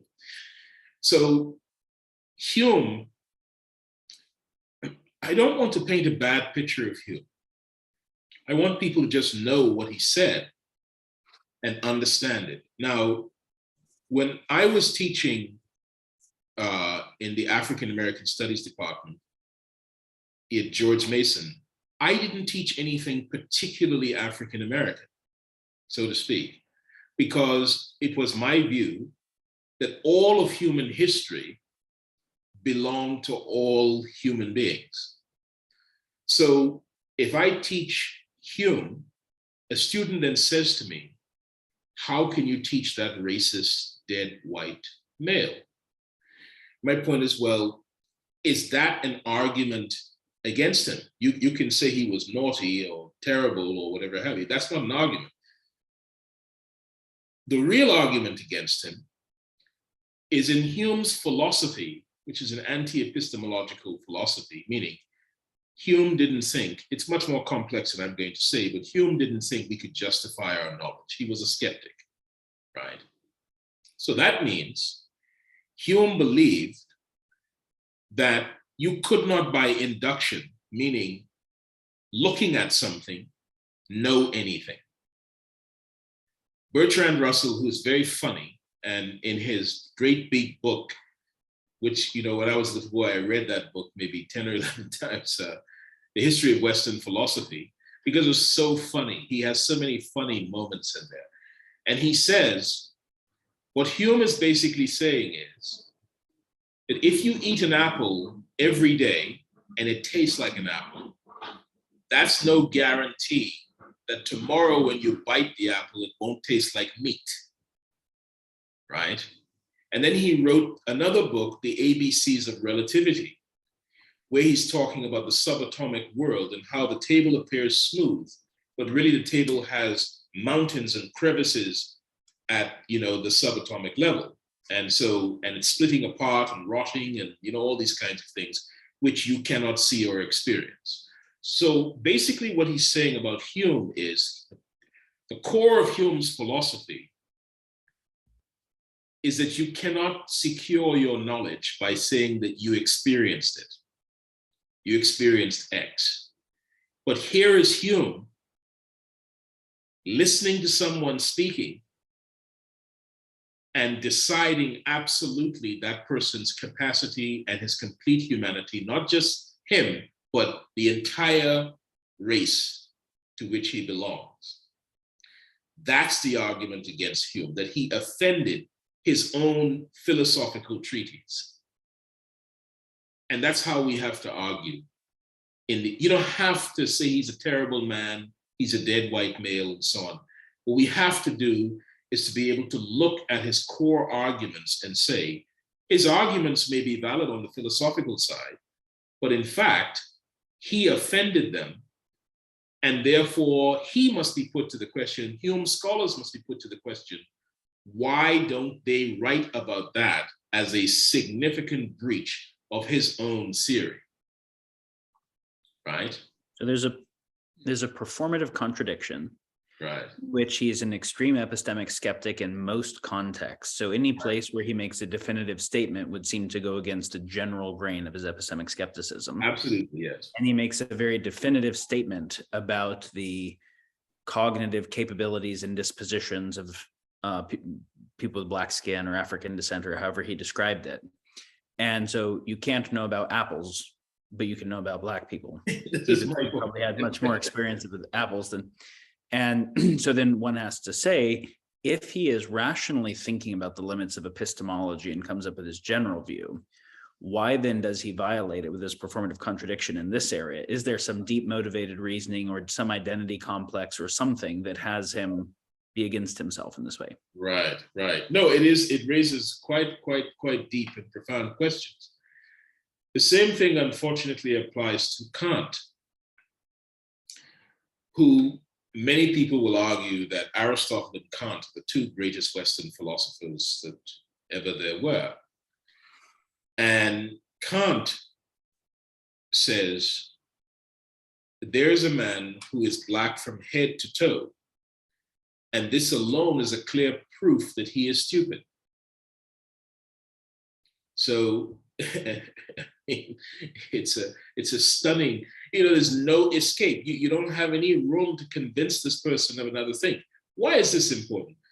Kant actually teaches, he's a philosopher, but in those days, geography had the role of sociology and some elements of history. And he taught geography for his entire career.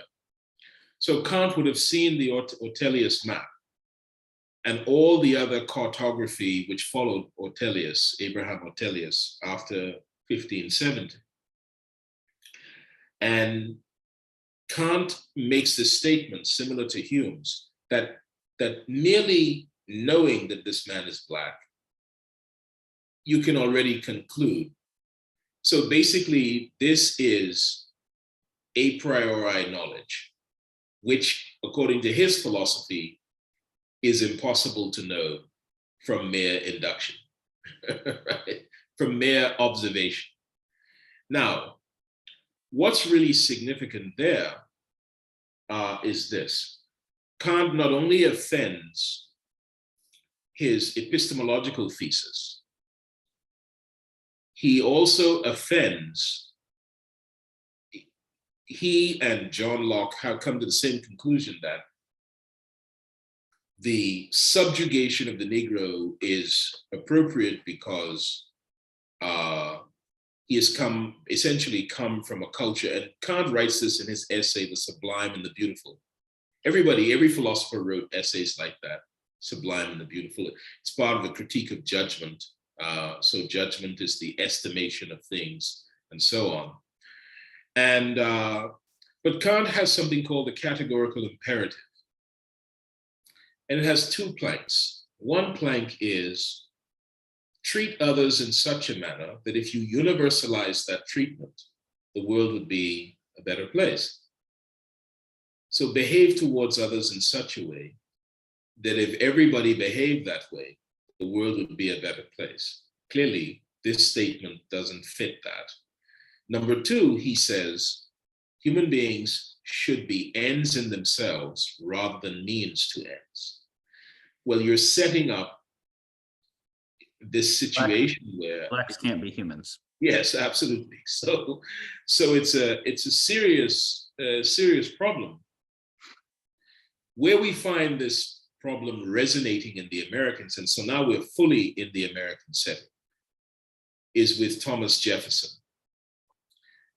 And Thomas Jefferson is the most frustrating human being to read, because Thomas Jefferson says the absolute right thing on opposite sides of the same argument constantly, right?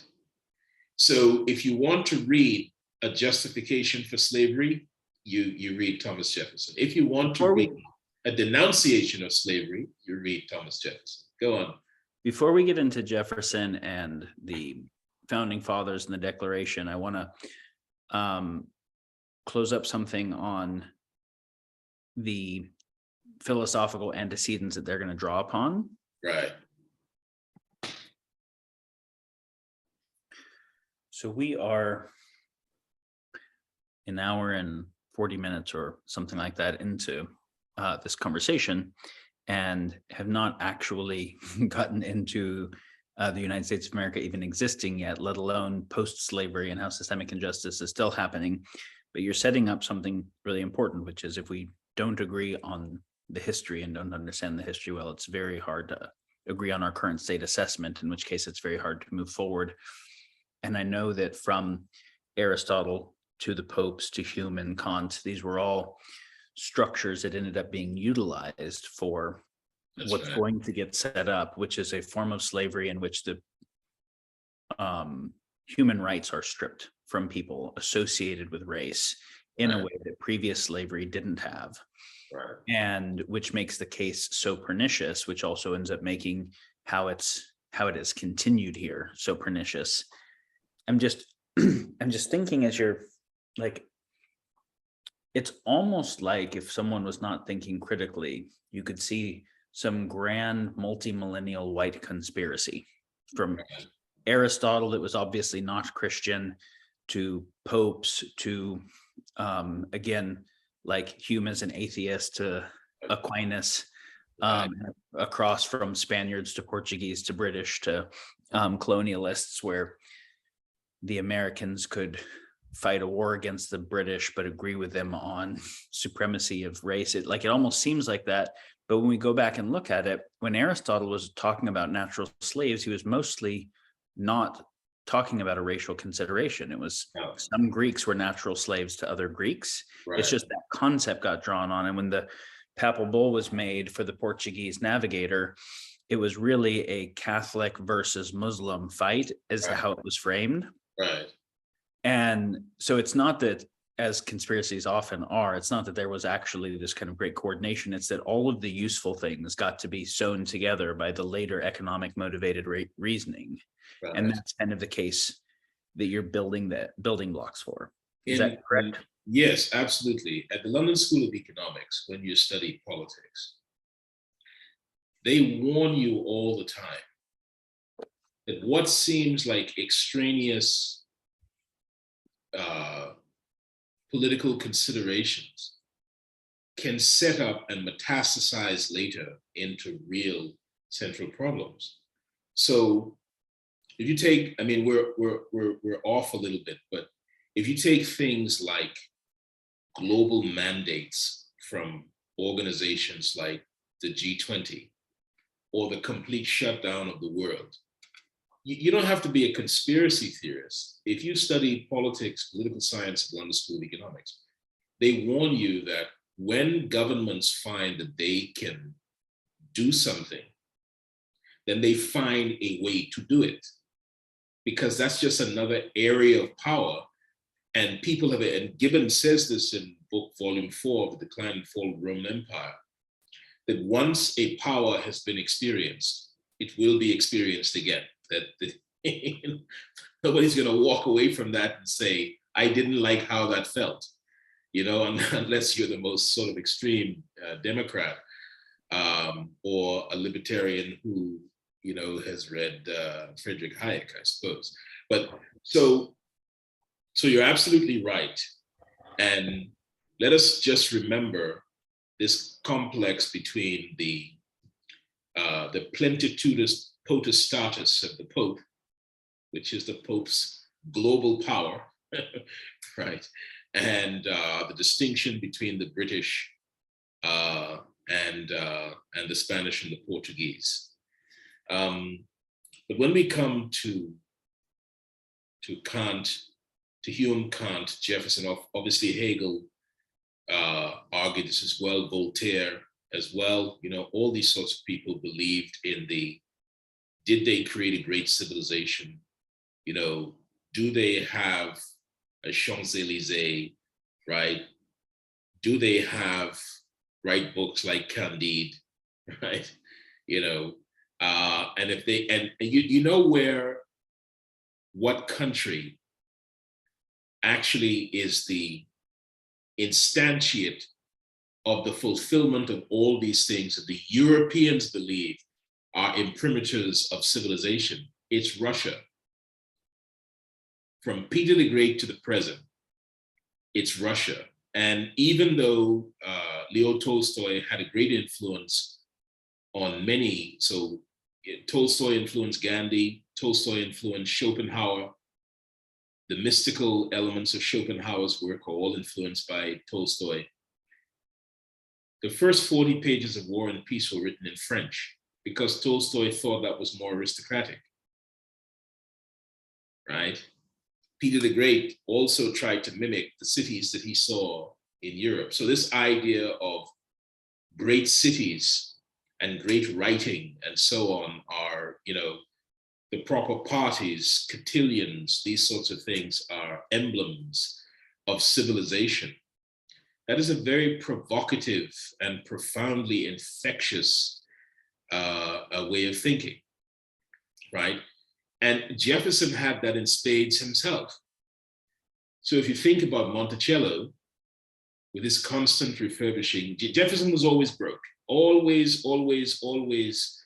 I told you before we came on, he has something in common with the rapper who gets the first album and then goes out and buys a BMW, or the basketball player who gets the first contract and goes out and buys a super expensive car. In Jefferson's case, of course, it was books and things like that, huge trunks of books. And Ben Franklin, who was a more prudent fellow, would constantly joke with Jefferson about his spending habits well beyond his needs. But every time Jefferson traveled, he wanted to give the image of being a country squire. And one example, Jefferson writes that the Black is inferior, right? let's remember Hume's relationship with Dr. Johnson and his amanuensis, the young black man. But when a French orchestra came to play at Jefferson's home, he bade them to remain for several months so they could teach members of his slave-holding crew to learn to play, so that when he puts on his dinner parties, he could say, I have my own private orchestra. You're using the very brains of the people you say have no brains to promote yourself as being a squire. And so one understands a pernicious argument where a fellow says, Blacks are inferior. I need to say that because I don't want to give them any hope, because I don't want them to run away. I need to keep them as that's one type of thing. But is that what he's doing? We don't know. It would take a massive a psychological study. So Jefferson has read Locke, and I'm afraid everyone who knows me knows I'm not a fan of Locke at all, right? But he read Thomas Reid, who I thought was the greatest of the Scottish Enlightenment philosophers. And Thomas Reid's philosophy is a common sense philosophy, which most embodies Jefferson's positive thinking. And because of Jefferson's penning of the Declaration of Independence and, you know, the excursions to the West, which he authorized and oversaw, the building of Monticello, the other writings, the farming manual in his notes on Virginia, and President, there's no doubting that Jefferson is part of he's not just a founding father, he is sort of in that top four of what is held to be the founding fathers.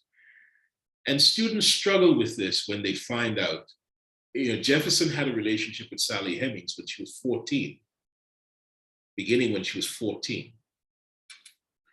So he's writing at the same time that she. And many people might not know who Sally Hemings was. Oh, sorry. Sally Hemings is a young slave girl who belongs to Jefferson. And then he basically beds her and she becomes his companion. Now, there are historians like Joseph Ellis and a couple of others who rejected this idea, saying that Jefferson would never have done that. And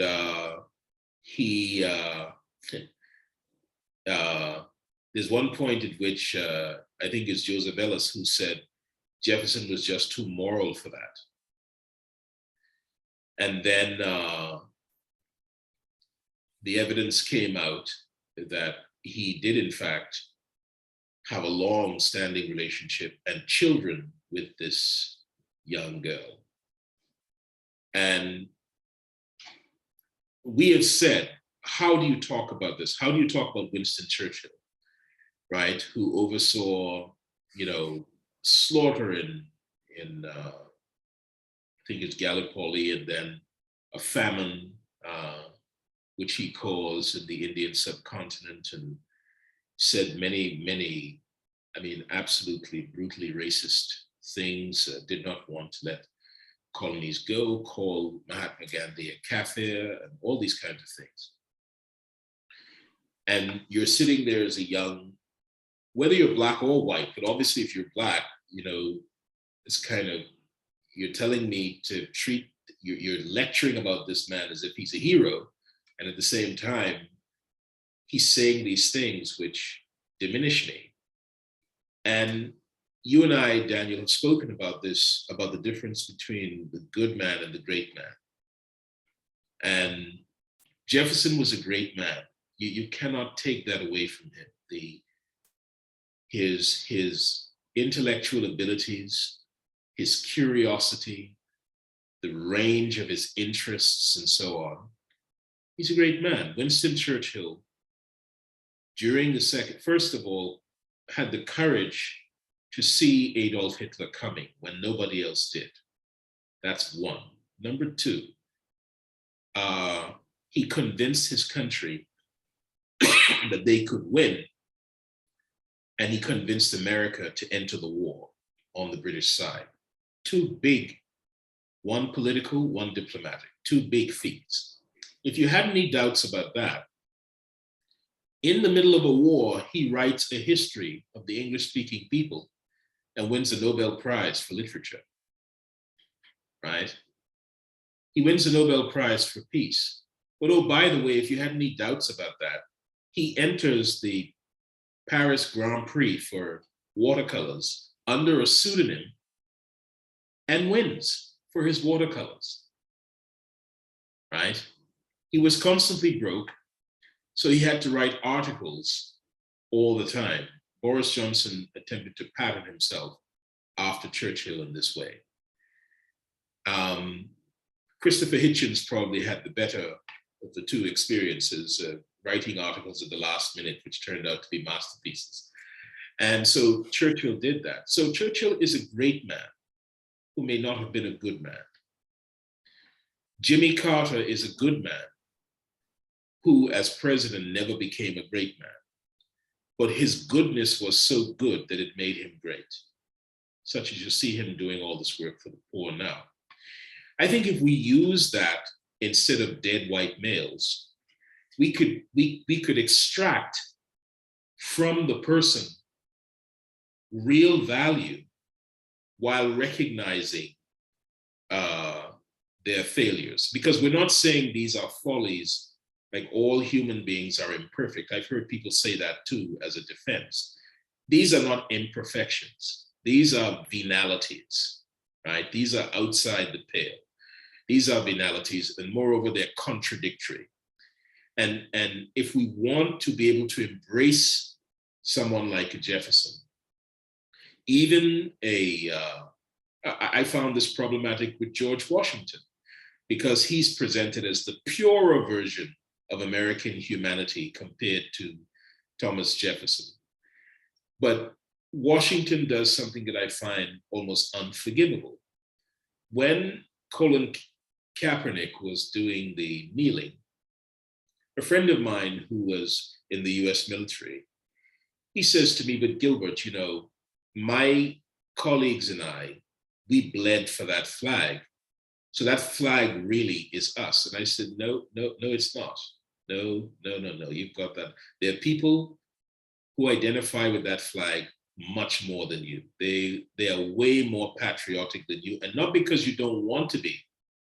You just are not in the circumstance where you can exercise that level of patriotism. And so, of course, he said to me, well, who could that be?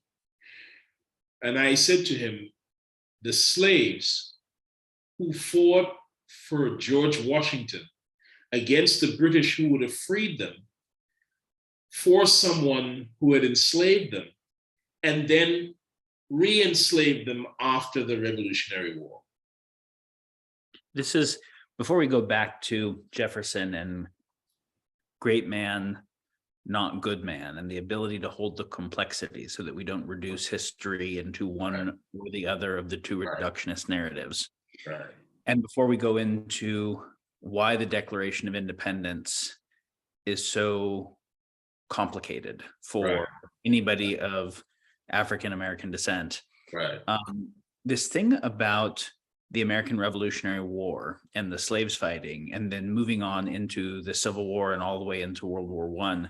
This was something I hadn't known when I started to look into it, and it's such a fucking huge part of understanding it. Can you just elaborate a little bit? Yes, absolutely. I mean, if you think about it's a really key point, but it runs through. If you read people like Philip Curtin on the plantation system, right? Or Eugene Genovese, or you read W.B. Du Bois on Black Reconstruction, you begin to see some of the psychological fallout of attempting to make this commitment. In the cognitive neuroscience of it, we human beings are constantly attempting to find more than a marginal likelihood of a particular outcome. Okay, that sounds complicated. What do I mean? If you live in a society that's organized according to laws rather than kings or men, it should be relatively predictable, right? Within a certain band, it should be relatively predictable.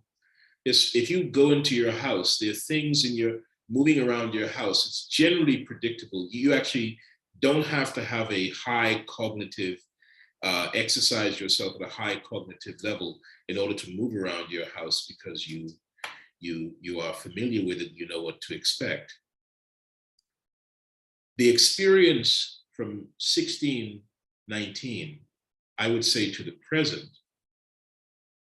is that Blacks could never situate themselves, it seems, properly in the society and gain more than a marginal likelihood of what will happen to them in any particular situation.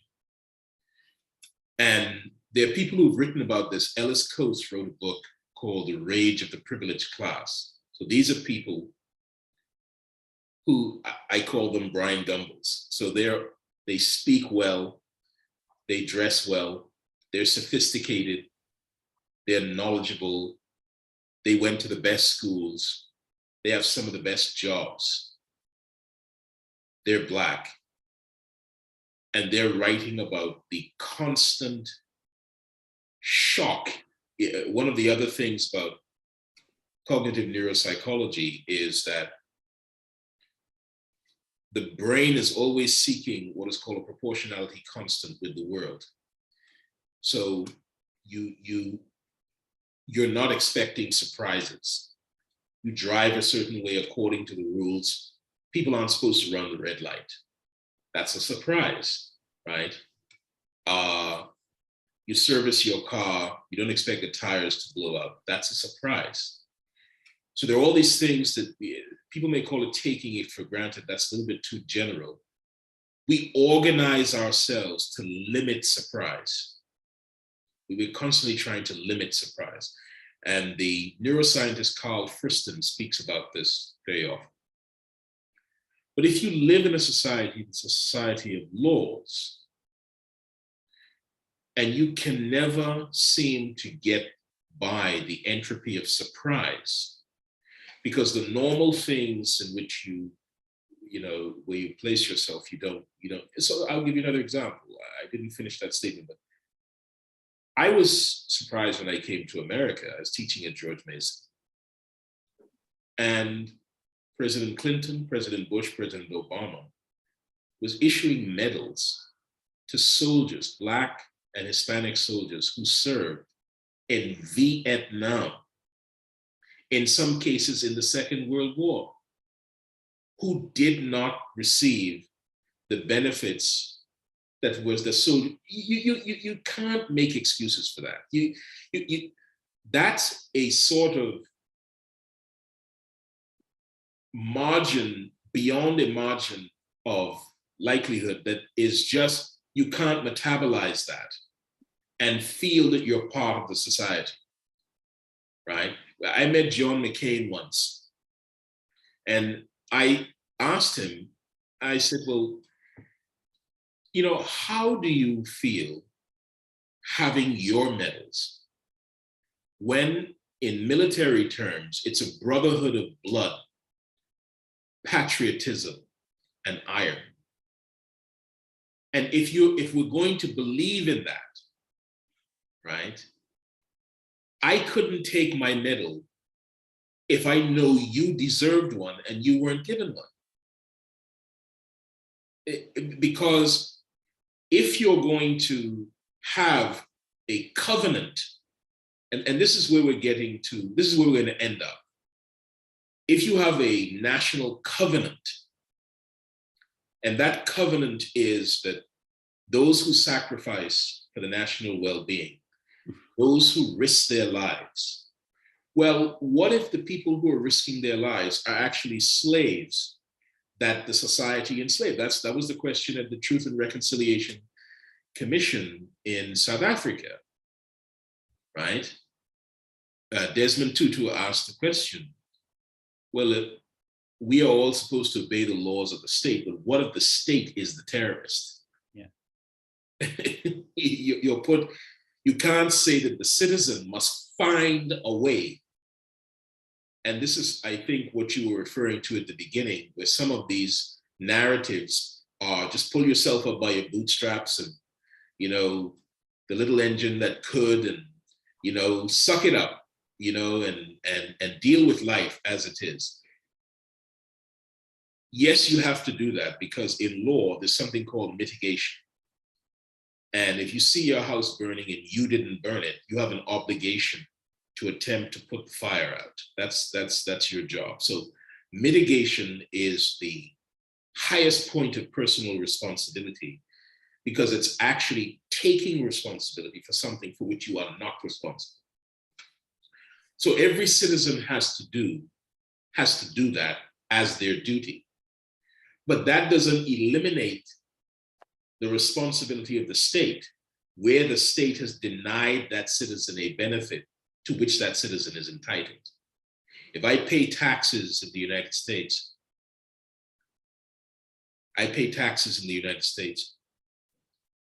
I expect the police officer or the person in the post office or any of these places to treat me just as they would treat anyone. The issue isn't that I want special treatment. The issue is I'm a taxpayer. And the covenant that we've made is that I pay my taxes, right, as a duty, as a contribution to the state itself. So here you have Washington. At Valley Forge, the soldiers. Before we get back to Jefferson and Washington, because I know we're going back there, you said quite a lot of things that reference conversations that we've had where I think I might have, since I don't know as much of the history as you do, I might have an easier time gruesomely truncating critical parts to be able to just make sure a couple pearls are hit. I want to go ahead and just do that on a few things, if you don't mind, and then we'll come back. So to just make sure these parts go in there, I had not known that during the Civil War, that there were slaves who volunteered to fight on, not during the Civil War, during the American Revolutionary War. Yes. Slaves fought on both sides. Some ended up going and fighting with the British, but some fought on the American side against the British, even though the British were already getting rid of slavery before the US were. Right. And even though when the US, in setting up the Declaration of Independence, all men are created equal and a constitution, and could have easily said slavery was a British thing, we're done with it. Now, as we're done with Britain, they didn't. They doubled down on it and enshrined it in their constitution. Imagine being a slave who had been treated so gruesomely, already now generationally, who says, you know what, as an act of good faith, I'm going to fight side by side with these people, risk dying with them, because afterwards they'll return the favor and say, hey, I'm going to free you and let's do this thing together. And then they just re-enslave you afterwards. And then to have that happen again in the Civil War, and to have it happen again in the World War I, and where there is no act of good faith that is ever paid back well across the whole population. It's almost every act of good faith on behalf of the Black population is violated. Right. And then after the Emancipation Proclamation finally happens, it doesn't really end slavery. It just moves the system to this weird kind of peonage system where now being Black just becomes illegal, since the 13th and 14th Amendment give the possibility of slavery for that. Yes. And the part that you told me, so that I hadn't known, of how intense the Reconstruction effort was after emancipation, that whether we're talking about Black Wall Street or what happened in 50 different cities, that the most intensive effort for a people to educate themselves, police themselves, pull themselves up by their bootstraps, generate economic welfare, in somebody else's culture that they did that, and then were externally bombed by larger military forces. The people who were Black who got into positions of mayor or senator were assassinated. Right. There does come a point where you're like, fuck, how long do you keep telling the pull yourself up by your bootstrap story when that happens so much and it never doesn't get betrayed? Well, And this is where when we get to the current pissed off woke perspective, right. if someone doesn't know that history, they're just like, dude, why are you so upset? Yes. And the problem there, I'll give you, this sets it out in bold relief. So I'll cover all the points that you made. Jefferson has Sally Hemings, right? And this is, as I said, a young girl. And it's Lord Mansfield in 1772 has Elizabeth Bell, right? She's called Dita. She's a Black woman, young woman. Lord Mansfield is a judge of the British High Court. So fully 3 years before the Declaration of Independence, if you want to show the contrast, Jefferson says, I want Sally Hemings. I have her as my woman from the time she's a child. I'm writing the Declaration of Independence. Is there no love in my heart that I can make this explicit, that I know better than most Americans the humanity of these Blacks? Now, he does write that. I fear that God is just when I think of what we've done to our, well, what's the point of writing that when you don't, your actions, your behavior? He's still a very harsh slave master who chases after his slaves if they try to escape and punishes them, rather than saying, I know the withholds of your desire for freedom. Lord Mansfield has a ward, a young woman. She stays with him at his estate. He adopts her. Jefferson says, we can't let the slaves go because it'll cause such economic turmoil. And it'll be very, very difficult to assimilate them in society and so on. I told you the story of Sally Hemings' brother, who was a chef, was Jefferson's chef, goes to Paris. He's being invited all over the place. He sets Paris ablaze with his cooking, his style, his humanity, and so on. Jefferson sees all of this, right? And he comes back and he says to Jefferson when he gets into the White House, I would like to be the chef, the official, chef of the White House, at the White House.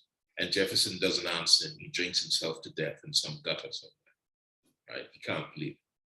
And as you said, Jefferson could have just paid his passage back to France where he could have a good life, fully assured that his sister was okay.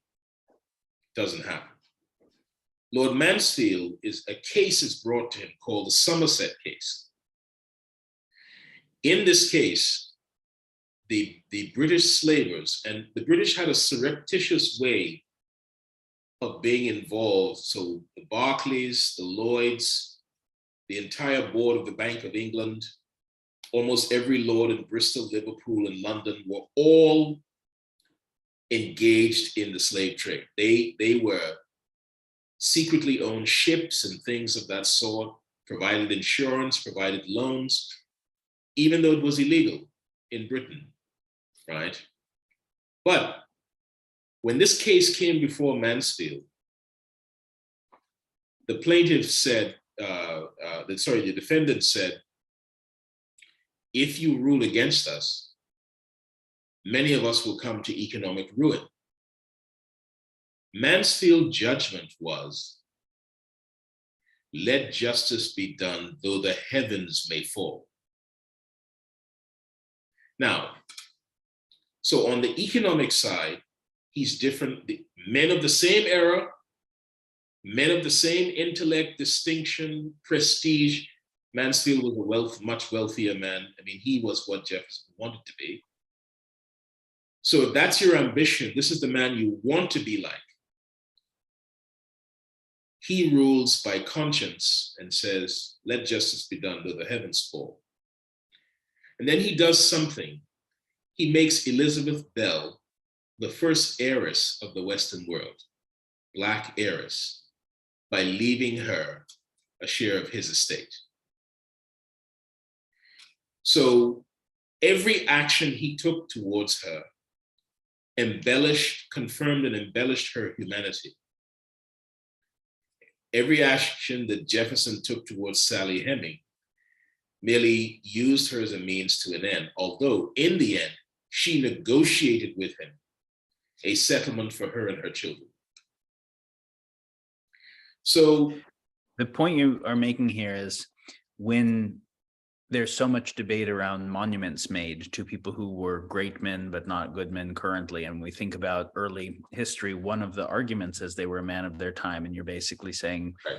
No, the best arguments against slavery happened in ancient India and happened in ancient Athens, and that there have been very good arguments against slavery by moral people for thousands of years. Right. And at the time of American slavery, there were other aristocrats in positions of high responsibility arguing against it. So it really wasn't man of the time. It was a particular kind of motivated reasoning, and that it is important to hold that clearly.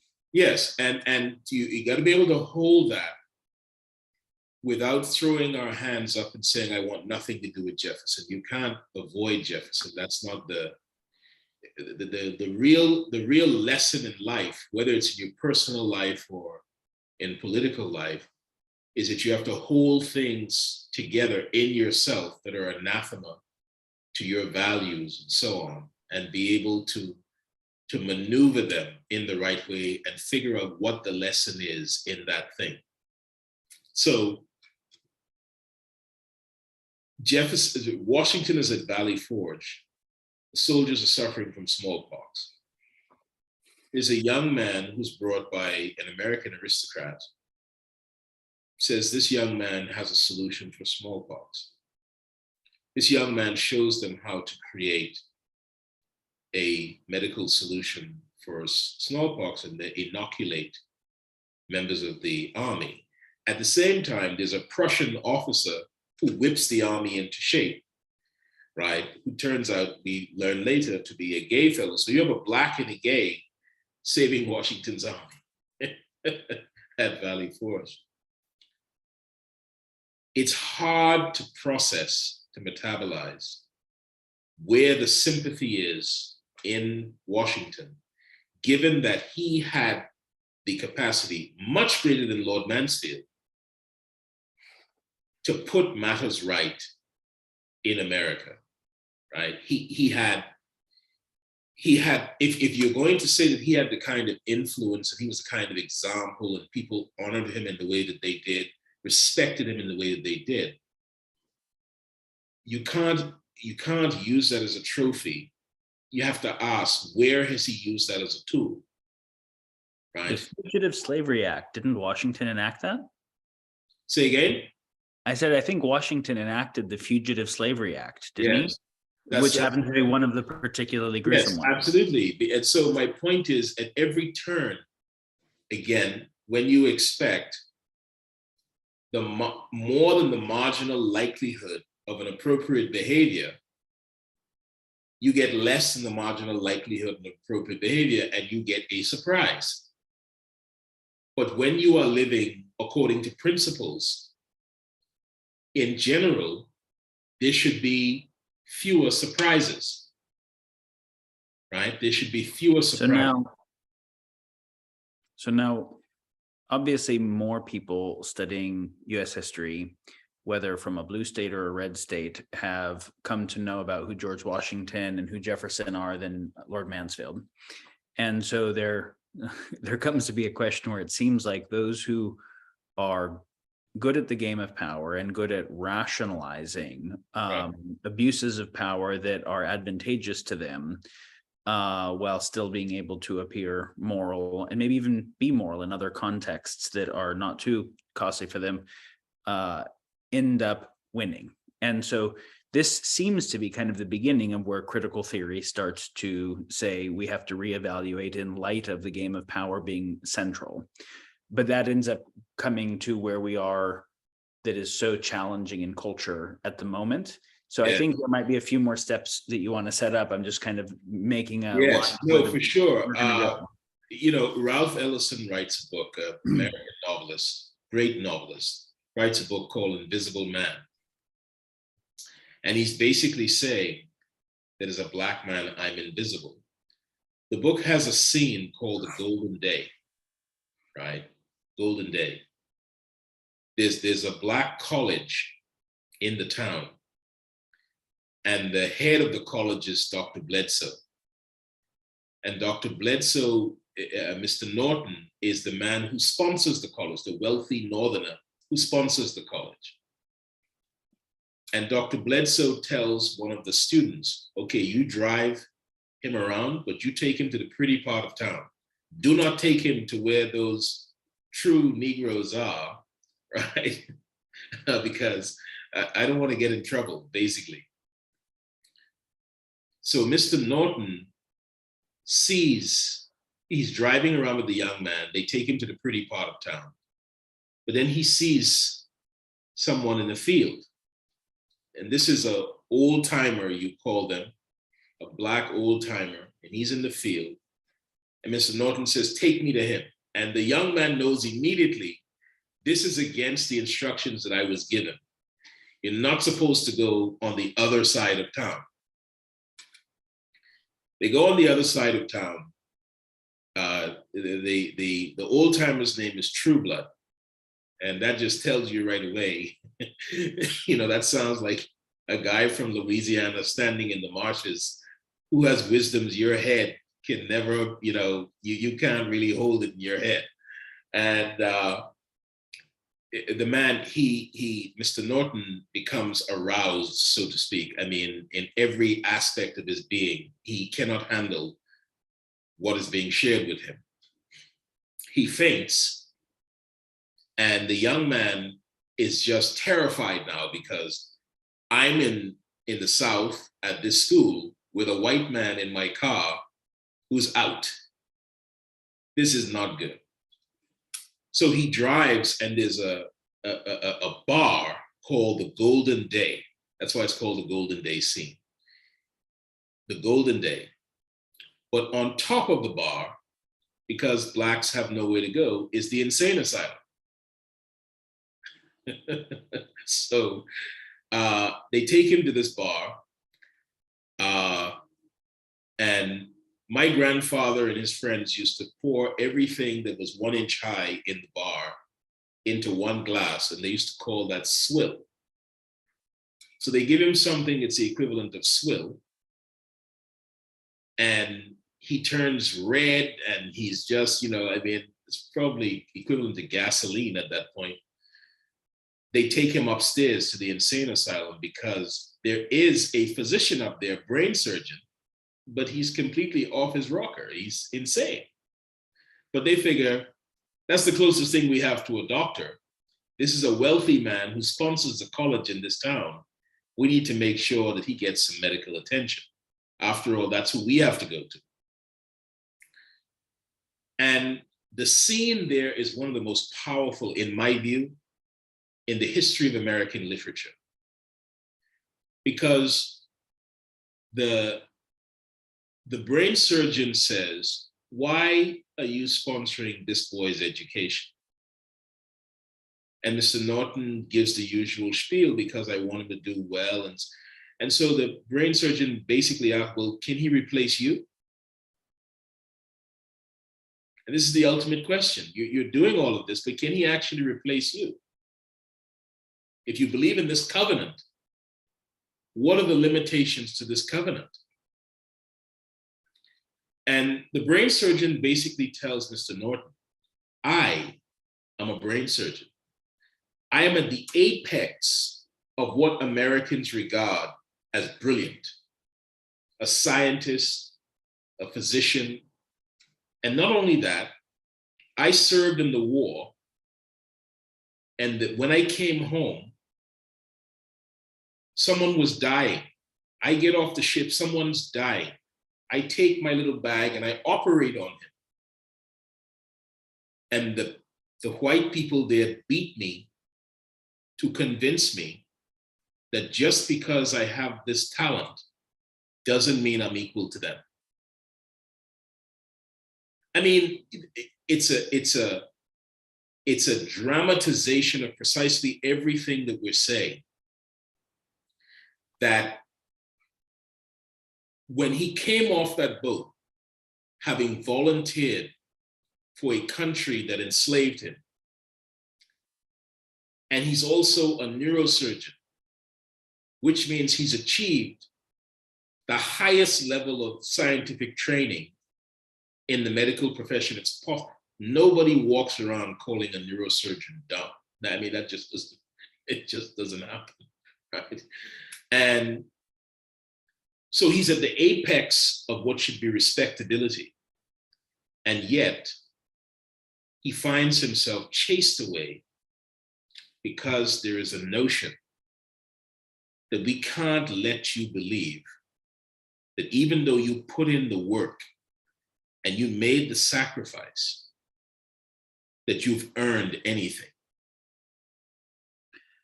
So we have to come back, because this is obviously a case where at this point the racism is so gruesome, but that was not the case when we started with Aristotle, where it was a different thing. And so I want to come back to, you've mentioned that the Declaration of Independence is fraught because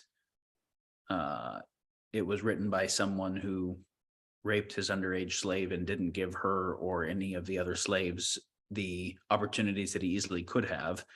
So in one way, you just want to throw the whole thing out. And on the other hand, the people who are seeking a world that has the most kind of just social policy use the Declaration of Independence as one of the best legal documents that they have. It just hasn't been fulfilled. As Martin Luther King said, we're just asking you to fulfill the promise.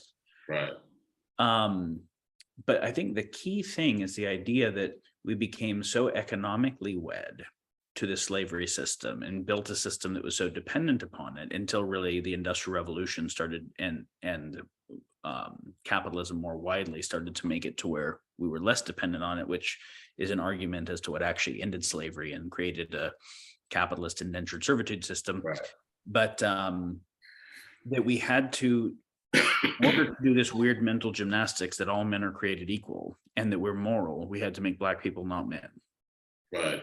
And that was like, that's the heart of the racial thing here that was so key. Can you like go into that a little? Because like, yes, feels fundamental. Daniel, you're correct. The Declaration of Independence, to me, is like Cervantes' La Mancha or Dante's Divine Comedies, right? Or Beethoven's Missa Solemna, or, you know, Coltrane, Some Kind of Blue. I mean, I would always cry every time I read it because it was so fucking beautiful. Right. Sorry, not Coltrane, Miles Davis.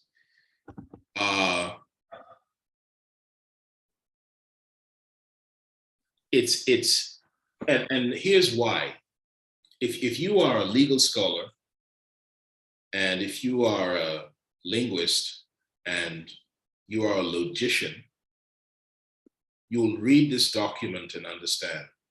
So when Jefferson, I refer to it as the rational saying of the sacred. That's how I teach it. The rational saying of the sacred. So we hold these truths to be self-evident, already there. They are not self-evident, but the way we are going to metabolize them is as if they are self-evident. This is a duty we take upon ourselves, to believe in narrative and moral perfection. We hold these truths, so that allows the people who are non-Christian, they can't get away from, the absolute statement that Jefferson, he didn't say it is self-evident. That would have been a mistake, right? He says, we hold these truths to be self-evident, that all men are created equal. Now, when you say created equal, you've moved it from the realm of logic and language, and you've added the divine, right? And endowed by their creator with rights inalienable. Why inalienable? Many of my students were confused, my American students were confused in jurisprudence. They think inalienable means that your rights can't be taken away. And I would always teach this with Ben Franklin's statement that he who would limit his liberty for safety or freedom will have neither, or something like that. Well, that statement is kind of redundant because you can't, under the American proposition, you can't limit your freedom. Inalienable means that you can't alienate, not it can't be taken away from you. You can't give your rights away. That's the one power over themselves that Americans do not have. The power to end their rights. I mean, just think of— And this was a particularly big deal, given that the previous primary way people found themselves in slavery was through debt. So absolutely, they could give away their rights by irresponsible spending habits. Absolutely, you read all of Charles Dickens and so on, debtors' prisons all over London and that sort of thing.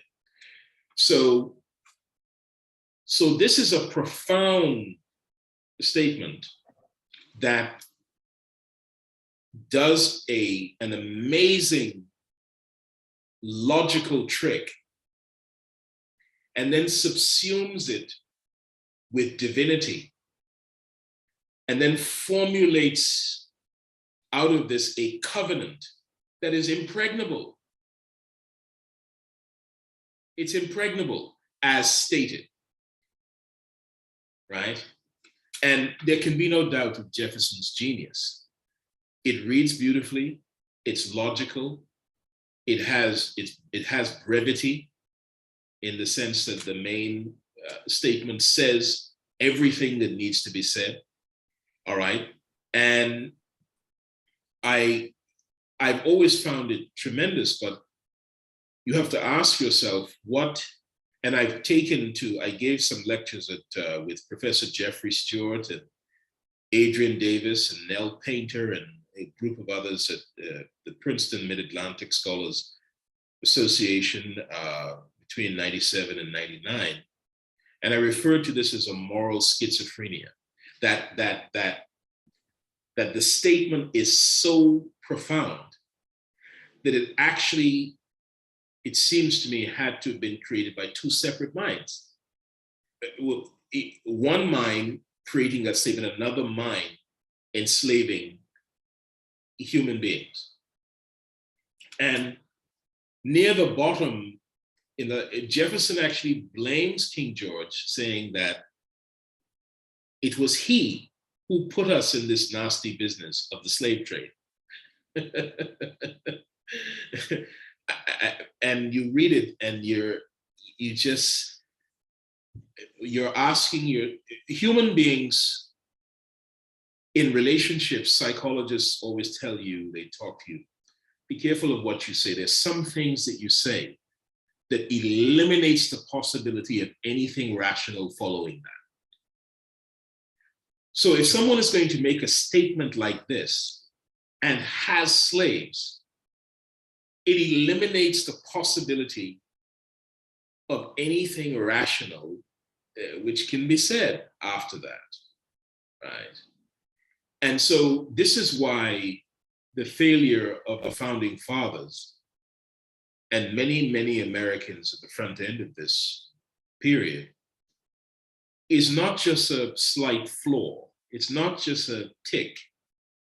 It's an egregious breach, which by now the nation should have addressed in the most formal and formidable ways. Now, you gave me a litany of things. So you come to 1863. And the nation, just to be clear, the nation could have said, we don't have an economically viable way to end slavery instantly, where the economic disadvantage to us won't equal Britain coming back and kicking our ass, or someone else who, and thus we have to start to phase it out. But we're going to have a process of phasing it out over a generation, increasing the human rights. Right. Like so it's also not just a theory of trade-offs, right? Like you could say we're in a hard position and we're still going to identify the moral vector. Right. So you didn't have to go with Lord Mansfield's point, let justice be done though the heavens fall. You had all the power to do something. You could have done something, yes. Yeah. So now, there's always a discussion about Lincoln. It seems to me, in my view, Lincoln was both a good and a great man, right? And people talk about the letters that they found where he was trying to set up a slave colony like Liberia, and all these sorts of things. Lincoln would have had the same problem of trying to figure out where to put these people, the ancient problem. If we don't believe in slaughtering people and getting rid of them, there's a society running. How do you ingrain them? And I read Thomas Sowell on slavery, and you mentioned Glenn Lowry, and he has a colleague, Professor John McWhorter, and both great professors and so on. And I've watched the exchanges on these issues. And as I said to you, it feels to me like in America, everybody has fallen into a ditch. And they're arguing about who has misdecorated the ditch rather than how to get out of it. And this is where the argument on race and slavery has fallen, because there's never any real progress, narrative progress, conceptual progress, right? When you live in a country that has a governing mantra that asks its citizens to contemplate an ever more perfect union.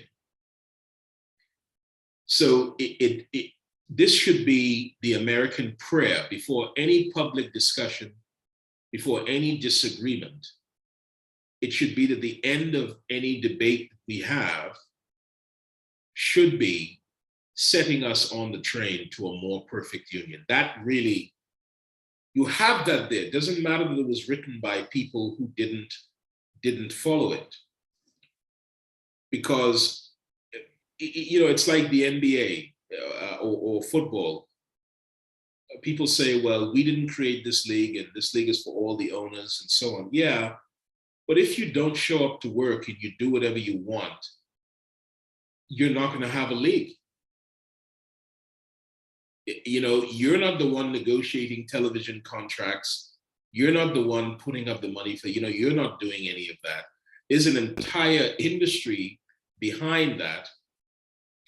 And if that industry can manage to pay you a total amount of players, 35% of the total revenue generated, even if you say you deserve more than that, the fact is they generated that much. I mean, you have to see that. So the United States of America exists.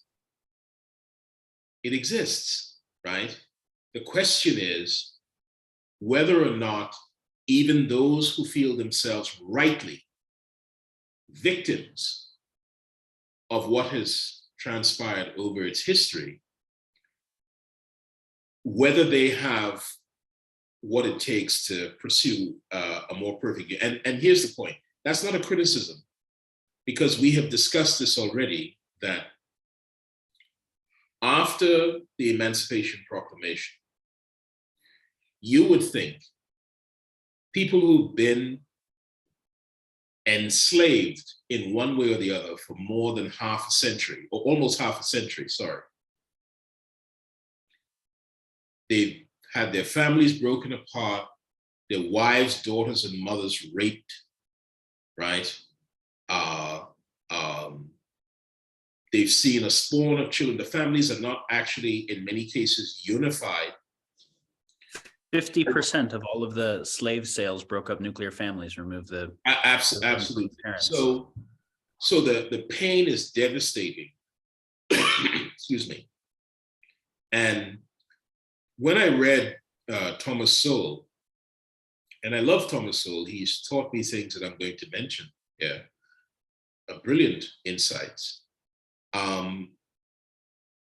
But I thought his discussion of slavery was historical malpractice, because, and I would say I would give him a chance to explain himself, but I think Glenn Loury has kind of put himself, Professor Glenn Loury has put himself in a similar situation,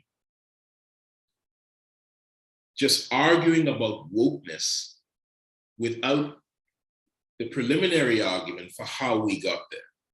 Let's go through that, the logistics of that. If you say, Lincoln says, America is that place where I work for another today so I can work for myself tomorrow, excuse me, so that I may hire another to work for me the following day. Now, if that is the process,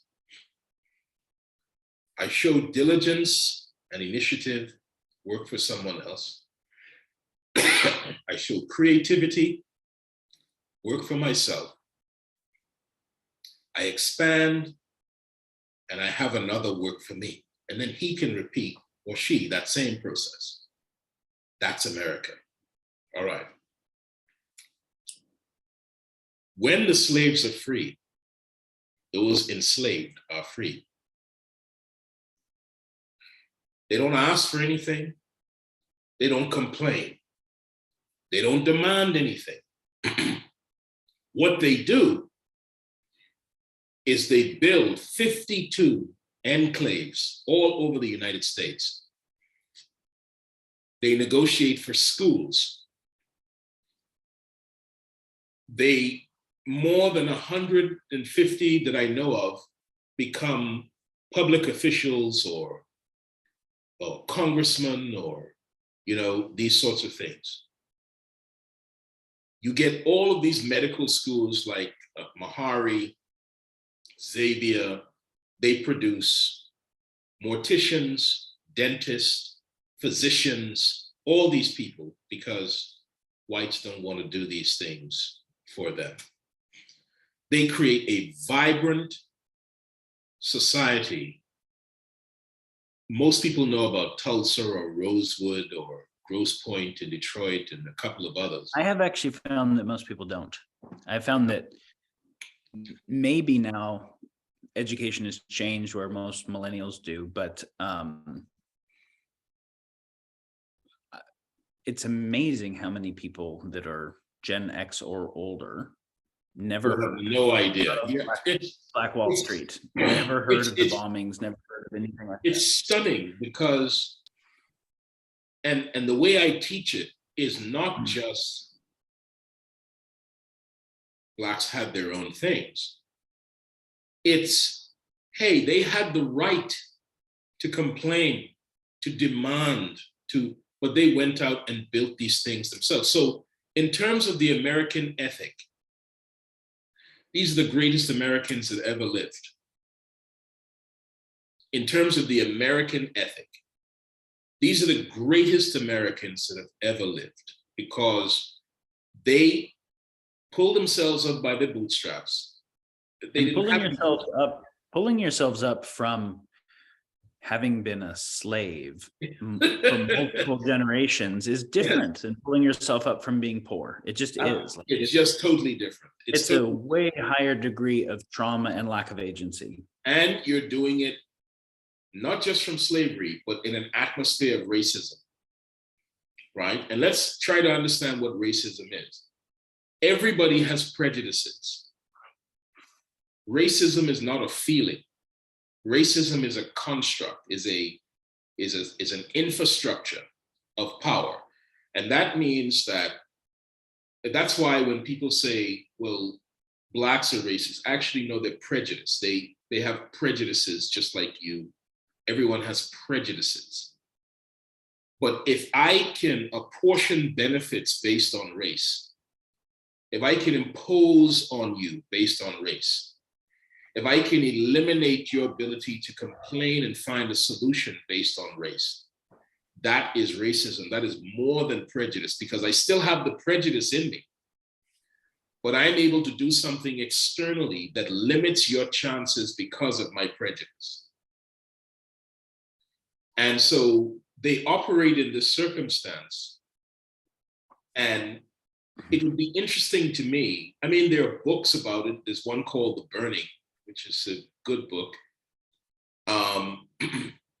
But I haven't seen the kind of studies or museum exhibitions or conferences that doesn't just merely show that they built these communities, but to understand within the terms of the American ethic what it would take for a people to come, as you have said, out of slavery and have your own insurance companies, your own railways, one or two people have their own planes, banks, all these sorts of things, with a community laid out and designed as any gated community you can find in today's world. And to do that in a wide variety of places, it seems to me every American, Black or white, should hold that up as a model of what it means to be American. And, this brings up why you said that in your idea of what the American ethic is, Frederick Douglass was maybe the greatest American who ever lived. Yes. But again, for those who don't know the history, and it obviously is beyond the scope of what we can do, as we've got to wrap in this bit of time. Right. All of those great Reconstruction efforts where people took themselves out of slavery, still in the presence of ubiquitous racism, figured out how to educate themselves to then be able to build whole cities and infrastructure and wealth. Why we don't still see those is because they were all attacked by asymmetrically larger forces from the outside and destroyed in a way that had no grounding in law. With government complicity. And so you had that. Now think about this.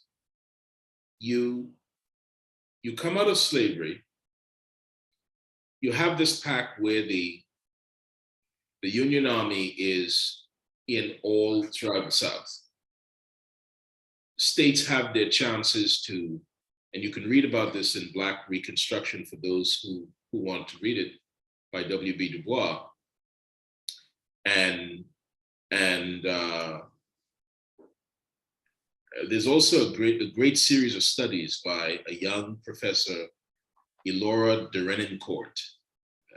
You should read her as well, on migrations to the North and why. And people just gave up. But why wouldn't they? You've been in slavery, enslaved all this time. You come out, you show the greatest exhibition of the American ethic ever on American soil. In 1877, there's a presidential election, and a compromise is made, and Grant sullies his reputation by making this compromise with Hayes. And the compromise is that the army will be pulled out of the South. And as soon as that's done, slaughter takes place beginning in New Orleans of state senators and people like that, councilmen and all those sorts of things. And this continues. In Rosewood, they burn it to the ground. Wilmington, Delaware, Wilmington, North Carolina, where people don't know that there was one of these major residential and commercial areas there built up by Blacks. Again, and the hurt feelings are still there, and it seems like they can't, the state or the people there don't know how to be Christians, because Christianity provides the process of repentance. And then there was some very weird, I don't know the mental gymnastics involved, some very weird Christian considerations about darkness. Yes. Darkness and blackness was, that which was against the light and evil and associated with skin color, so that Christians could justify the most unchristianly behavior, even where Christians could earlier, pre-emancipation, enslave Blacks rightly while being Christian, because it was the only way that the Black could actually ascend to God. Like, fascinating mental. I had a student when I came to America. I mean, I taught in Britain, I taught in, and I'm from the Bahamas, but when I came to America, there was a student in the back of my class, there at George Mason, and he said to me, well, what about the book of Philemon in the Bible, where it doesn't say to emancipate slaves, it says to treat your slaves well. And the class was in an uproar.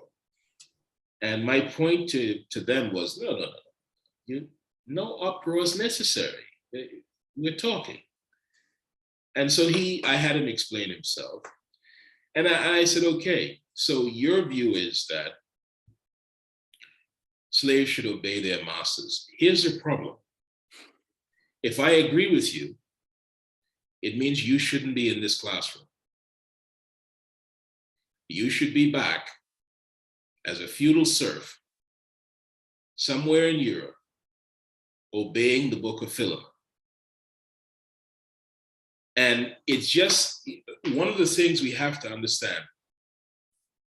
I mean, you know this from game theory, me from logic. I'm a logician methodologist, that bad arguments can never sustain themselves. They just can't, right? You can use power to enforce them, right? But even that, and yes, a lot of damage will be done, but even that, in the philosophical literature, certainly for myself, if you read people like Anaximander and others, or if you read Dr. King, Truth Crushed to Earth Shall Rise Again, and he was speaking of a divine power of this. Anaximander was speaking of the karmic power of truth, not the divine, necessarily a divine power of truth. But it's just unsustainable. It's just unsustainable. And so when people say things like that, we've got to engage them, and rather than be outraged, demonstrate why the argument is not good. Now, I want to just offer something else. First, I just want to acknowledge we're at 3 hours, and the thing that happened last time you and I had a conversation, we had to scrap it. It was 5 hours. And we didn't believe anyone would watch it, and one of our main goals was to do this quicker.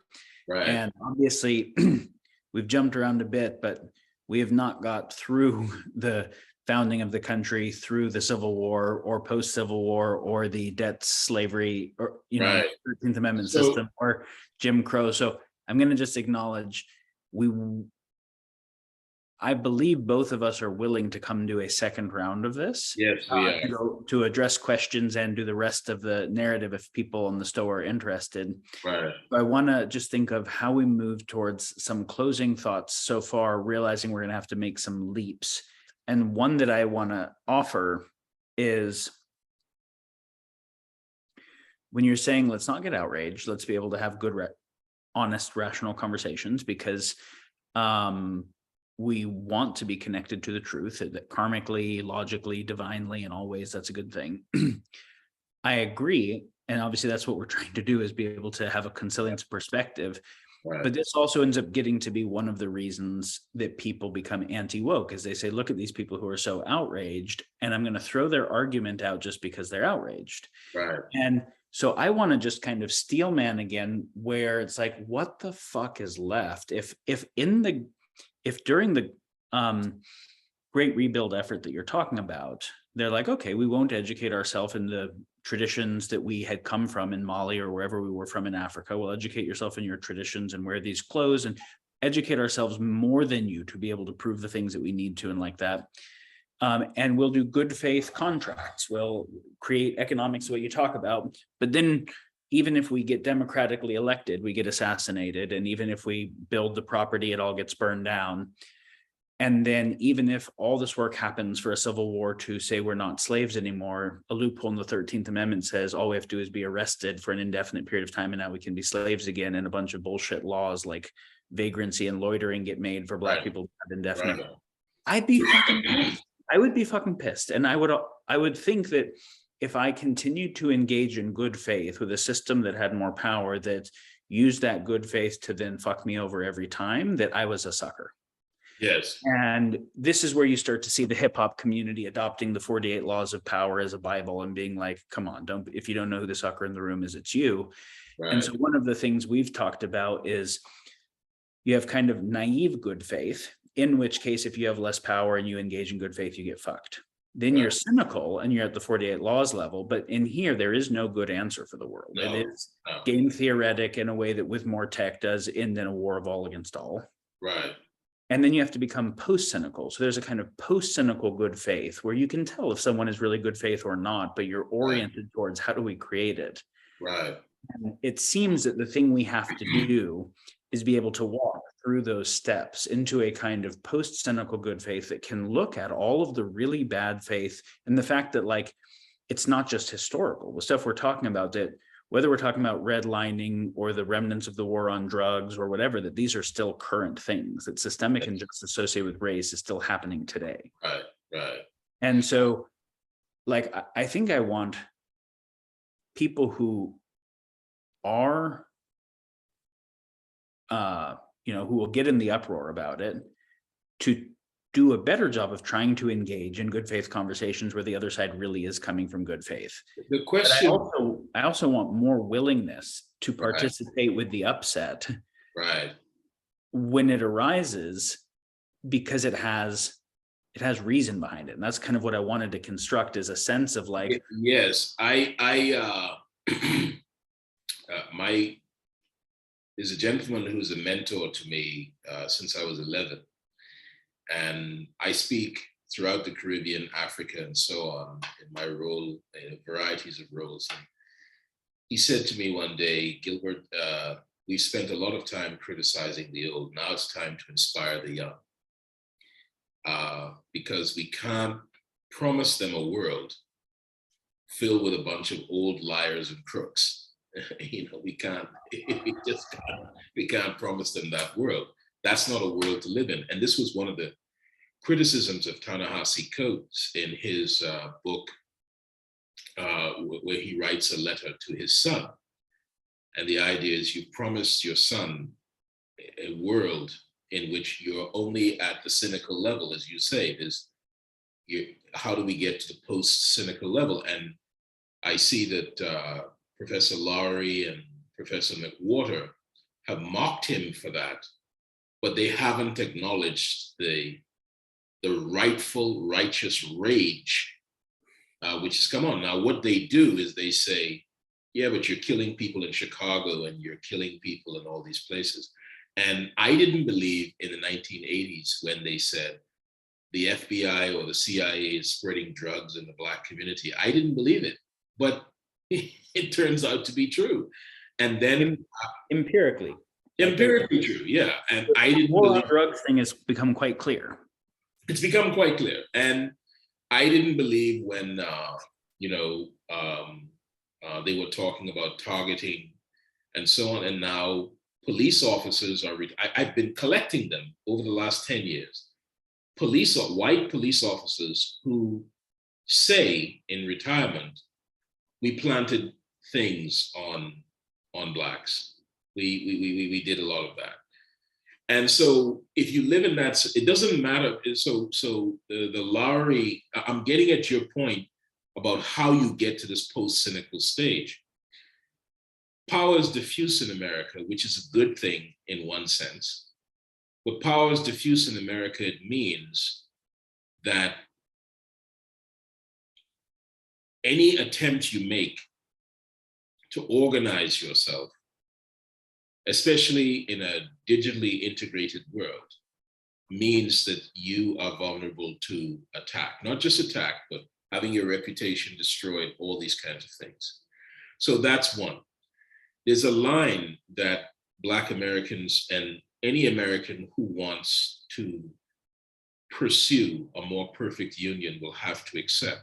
It's from Metternich. He was Prime Minister of Austria from 1808 to 1848, and kept the peace in Europe for almost 100 years, and ran a small country that controlled a bunch of large countries.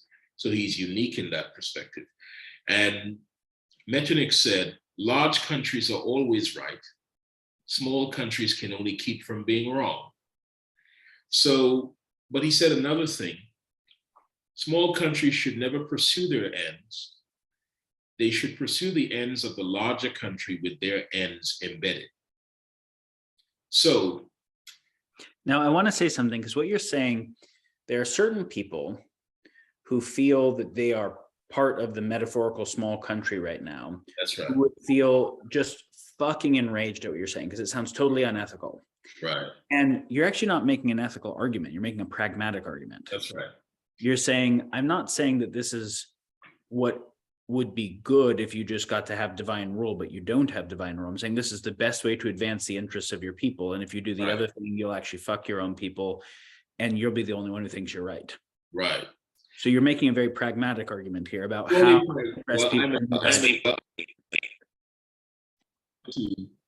to advise the principles of my country, not what they would like to hear, but how you get from A to B. And if those options are all equally bad options, my job is to explain which of the bad options is the best one to pursue.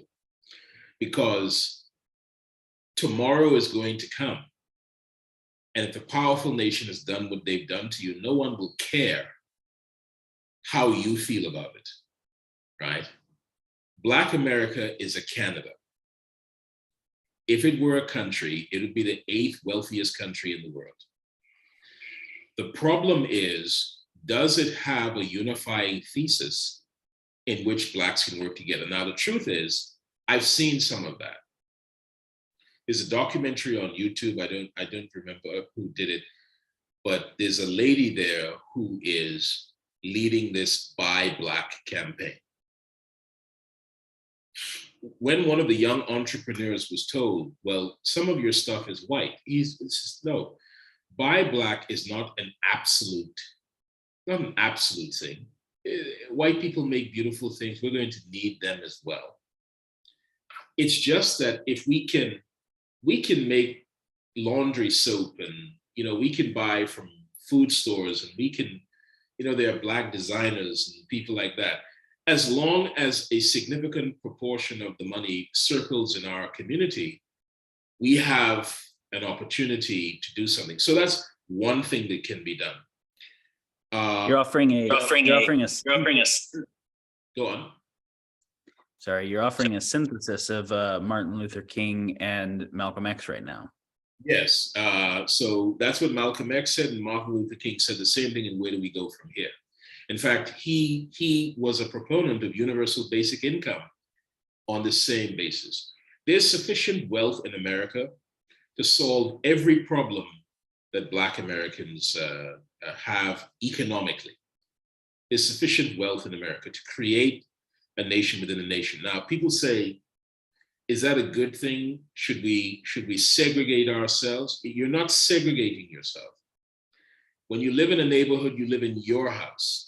You pay for your groceries, right? You and in trade terms, in the economics of trade, there's something called liberalization and there's something called harmonization. What you've been sold traditionally is a harmonization proposition where you open yourself up 100% to people who are not open to you at all. But there's another way of trading, which is called liberalization. And that means you pick the areas that you're going to liberalize and you say, this is sufficient for us to have an exchange with ourselves. That's what Benin did with Henry the Navigator.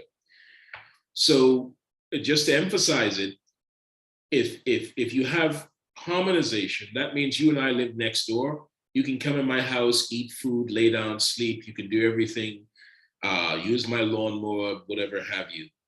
If we're liberalized, you have limits. You can't come into my house. You can use my garden tools. You can sit under my tree, and so on. We can rake up each other's leaves and so on. So we bring a mutual benefit to each other. So we're neighborly, but we're not unified so that I'm always the one taking the risk that you're going to give as much as I've given. Yeah. And while this is diplomatic and trade policy, if a people wants to regard themselves as a people, this is the strategy that you have to have, Metternich strategy. That's the strategy you have to have. But at the same time, you have to say that prayer at the beginning of it, that we are seeking a more perfect union. And at the bottom of that, e pluribus unum, out of many, one. What is the one? The one is the things that we agree to liberalize between ourselves. They're the unifying factors that brings the country together. And if you don't do that, everybody is going to lose, blacks and whites. So this is interesting. I think I'm not actually going to try to touch this here because the proposition of the way forward has so much in it. You're presenting something like soft black nationalism with a progressive bent. Like, Yes. Kind of a Malcolm X black nationalism, but soft. It'll do trade, but it'll do trade that is realpolitik informed and make sure that the balance sheet balances out. Right. And it is realpolitik enough to know who it balances with and who doesn't, while being progressive enough to try to do better. That's right. And that sounds roughly like it's at the synthesis of a bunch of things, but there's a million devil in the details that I would love to actually have this conversation and hear more of your thoughts. Well, you and I have spoken about this, about HBCUs and how HBCUs actually are the linchpin. Human beings can only create institutions. That's it. That's the only things we can create out of thin air. Institutions. Institutions turn out to be, at every stage in human civilization, when something has gained scale, a concept has gained scale, a strategy has gained scale, it has been through some sort of institutional framework.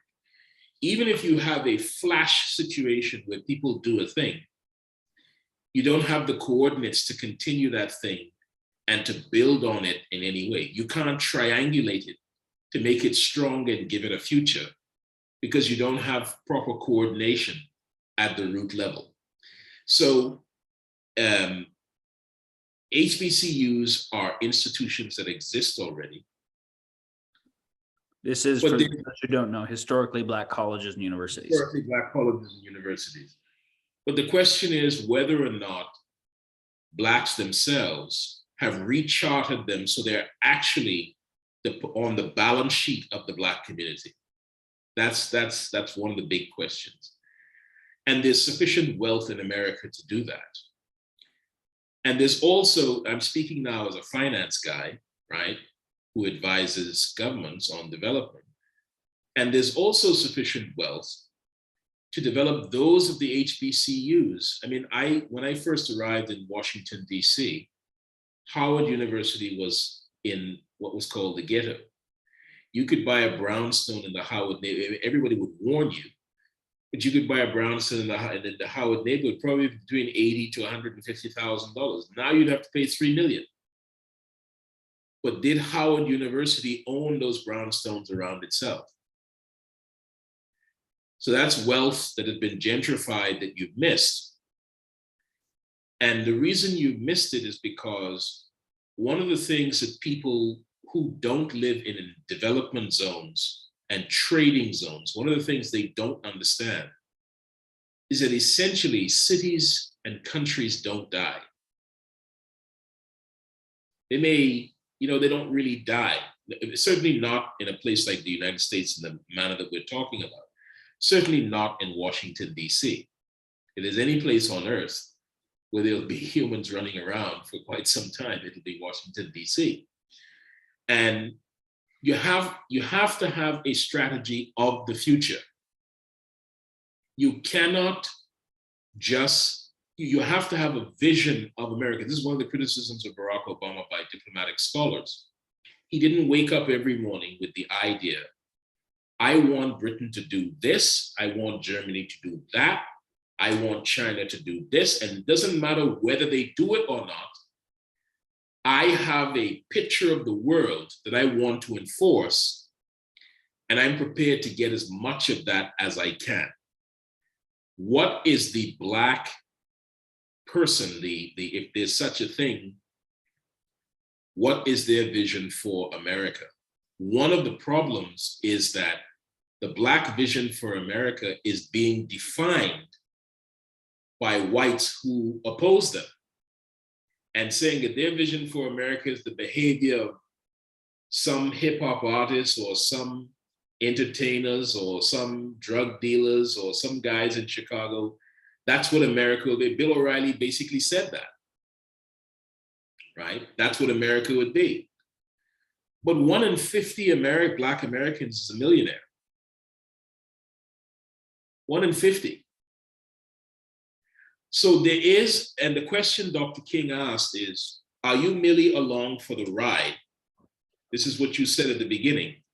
If you merely adopt the virtues of the dominant culture, then you are exporting harm based on the same philosophy that once enslaved you. So it can't just be that you want to be part of the Harvard Club, that you want to be part of, you want to get a job at Goldman Sachs, you want to get your BMW with your summer house in Miami.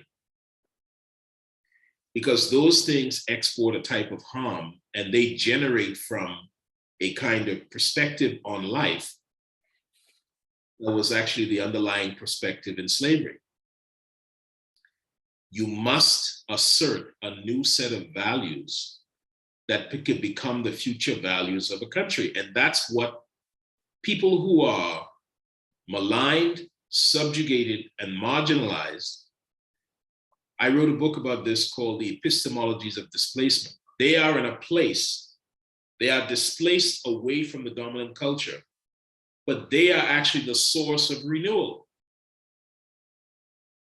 And they can only be that source of renewal if they believe in the foundational principles and come to embody those principles with a vision of the future that the entire country can benefit from. And if you think of people of Oklahoma, of Rosewood, of all these places, of Wilmington and so on, if you could teach that ethic,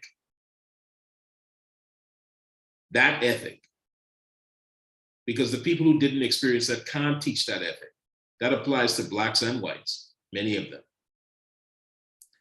But if you could teach that ethic, that would be something renewing. And it just seems to me, as you said from the beginning, and I think you're right, people are talking at each other. People are repeating narratives. The so-called Black conservatives are largely Black Republicans, right? And they haven't said to themselves, I have to increase the marginal likelihood of the outcomes of the values of America. That's what we have to do, right? What is the model evidence that if you are good and if you follow the rules, that your outcomes will be predictable? Not exact, but within a margin, predictable. If that doesn't happen, no investor, you can't convince any VC to give up their money if you can't make some sort of statement of a marginal likelihood of the outcomes that you propose. And so to me, that would be the synthesis. And obviously, what needs to happen is, even though we have this discussion, and I know you're committed to that, we have to get a lot of people around the table and tear this synthesis apart and figure out what can happen to it. And we also have to understand that the world is continuing to move. You still have the social media construct that our mutual friend Tristan Harris has done this film about, The Social Dilemma, which is corrupting our children, corrupting minds, making democracy and a proper shared narrative almost impossible. So we have all that to militate against. And but I do believe that when you look at civilizations that have thrived, even when they face this kind of calamity, people have come together and generated a new vision and then fought for that vision.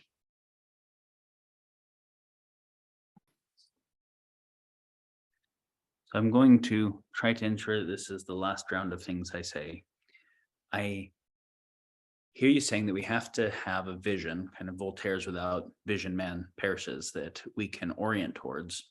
I also hear you saying that a minor nation can't have a vision that is outside of the interests of the major nations.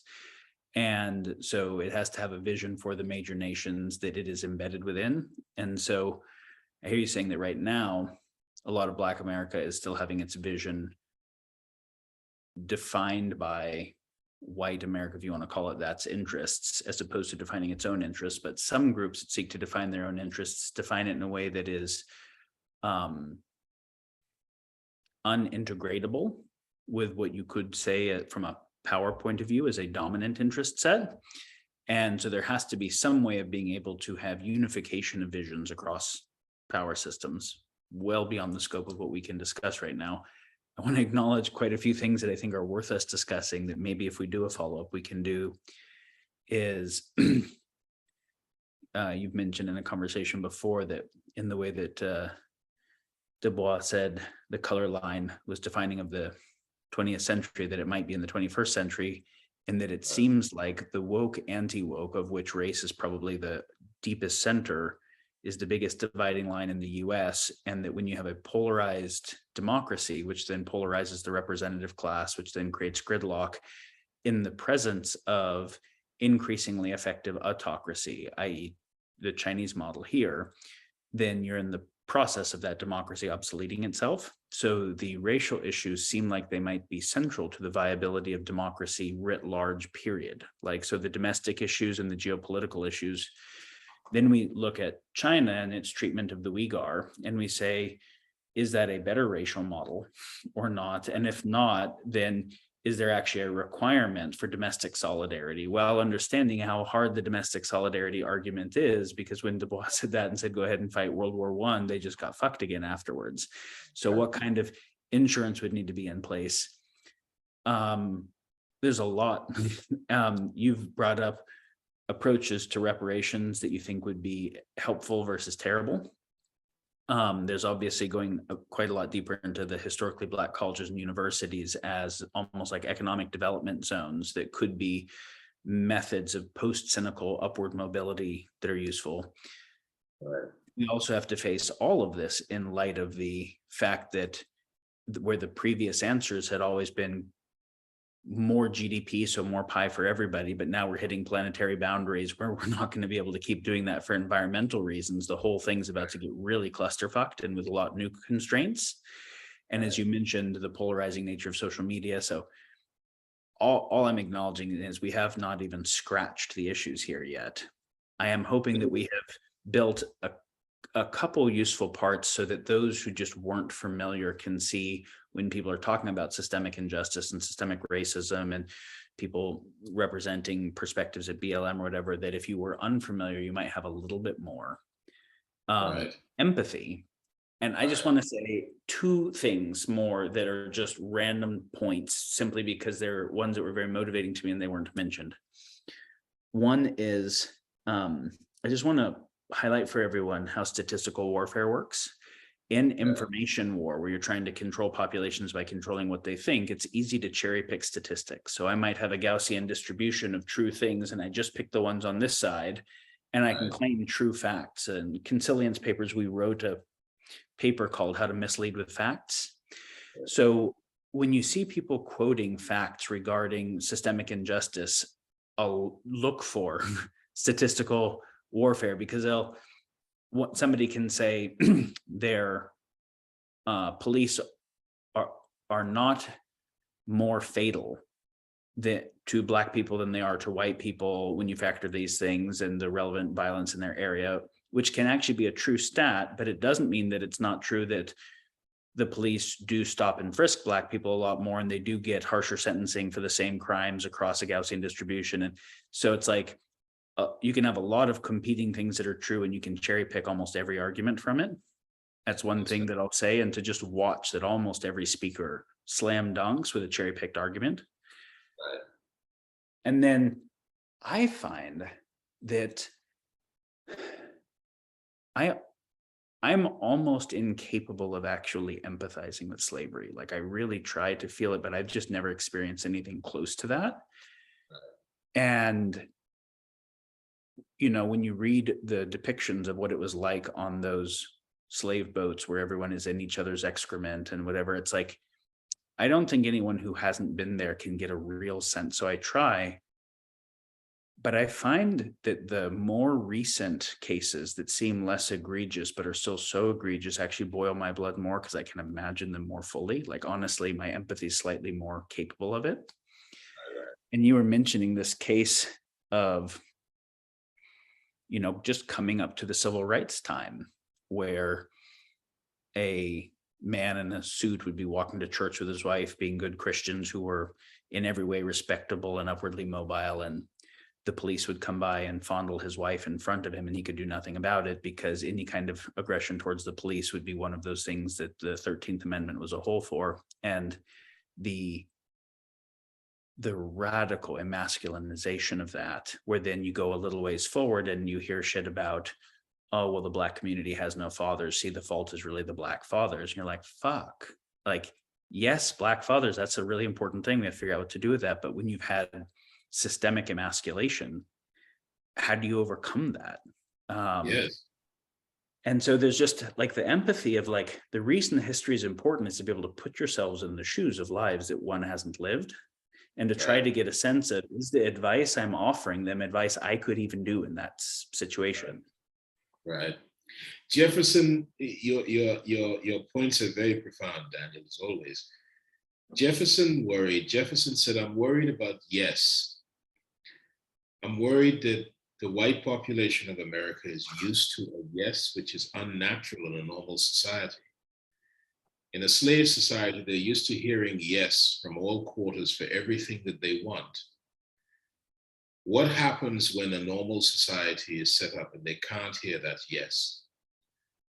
This is a big problem. And I think you see examples of that in some of the people who are used to things going their way. In fact, Jean-Paul Sartre writes about this in The Anti-Semite and the Jew.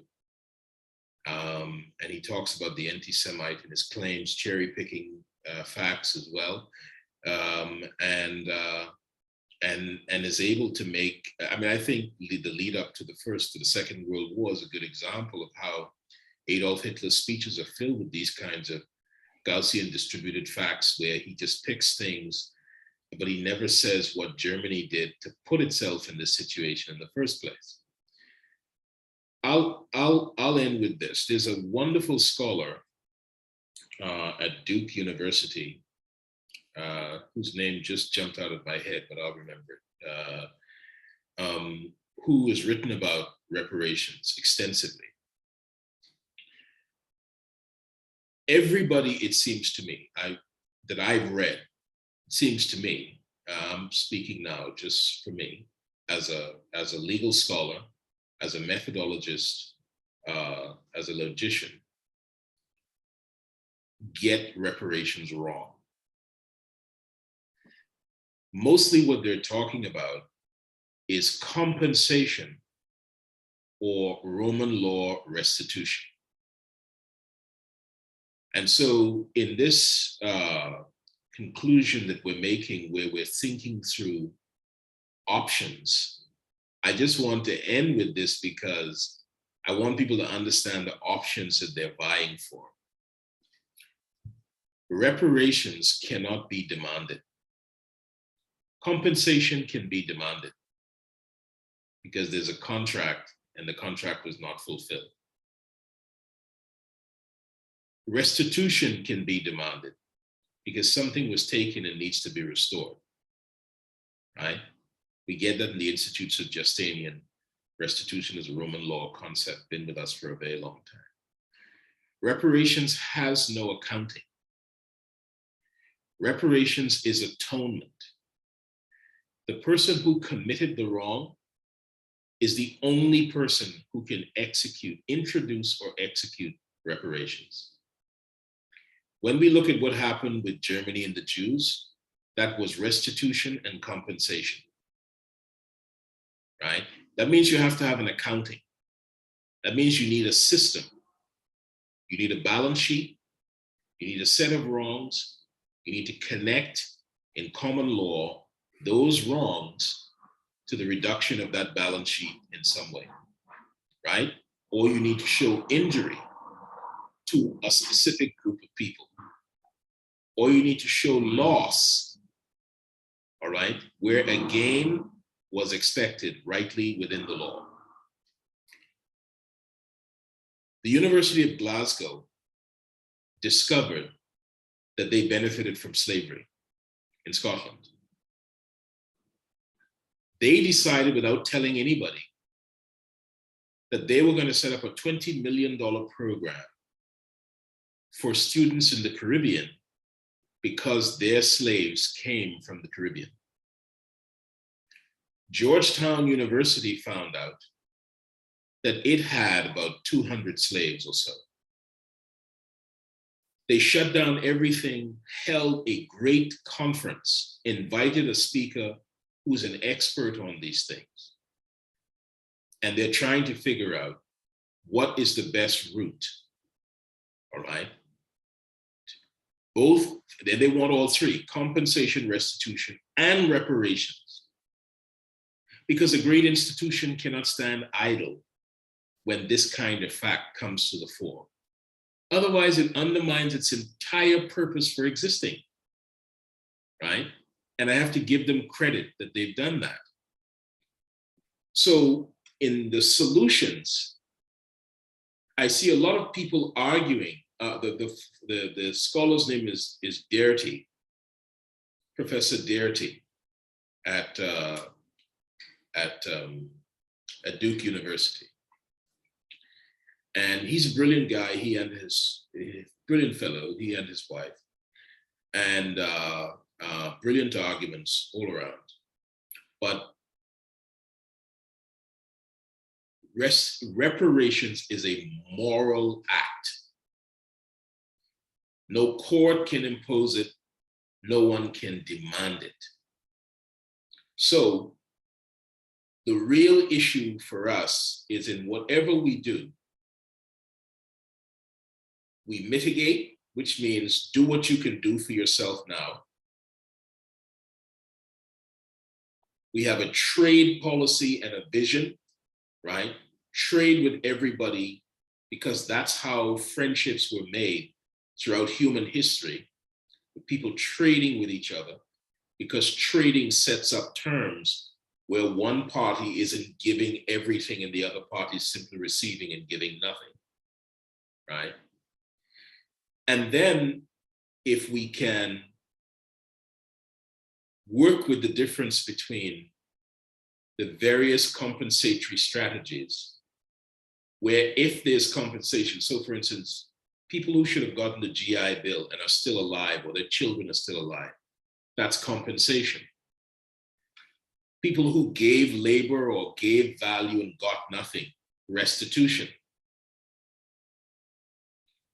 But where Aetna and Princeton University and some of the big institutions in the country recognize that they themselves have benefited from slave labor or racism that allowed them to pay people inappropriately or not pay them at all and that kind of thing. It is they. You can't protest for reparations. You can't demand reparations. You have to just continue to mitigate. And this is Dr. King's principle, and hope that the conscience of that person, that the loss of reputation, that you create an Overton window, that the loss of reputation impels them to do the right thing. And that's what democracy is about, convincing people that there is a unified vision and a covenant that we will all adhere to. That happened in Norway in 1934 in a war called the Red and the Black. So it can happen. And so I thank you, Daniel. This was I think we cut an hour. Thank you for taking the time and Absolutely. having this conversation with me, and really thank you for all the conversations that we've had up to this point that have been that I acknowledge on this topic have been radically asymmetrically beneficial to me. And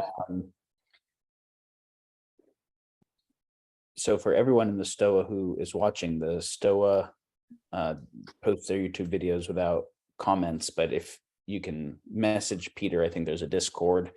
If there are questions, if there's an interest for a discussion on this, I look forward to see what that is. And obviously I have mostly just my own interest to contribute to the space, but Professor Morris has a lot more expertise, and also depending upon how this unfolds, other colleagues that could be engaged in the conversation. And we will, in the show notes, though, link a few resources that are good and a few documentaries and papers and things like that. Right. Okay. Listen, it's good to see you, my friend. Likewise, thank you, my friend. Okay. Cheerio. Be well.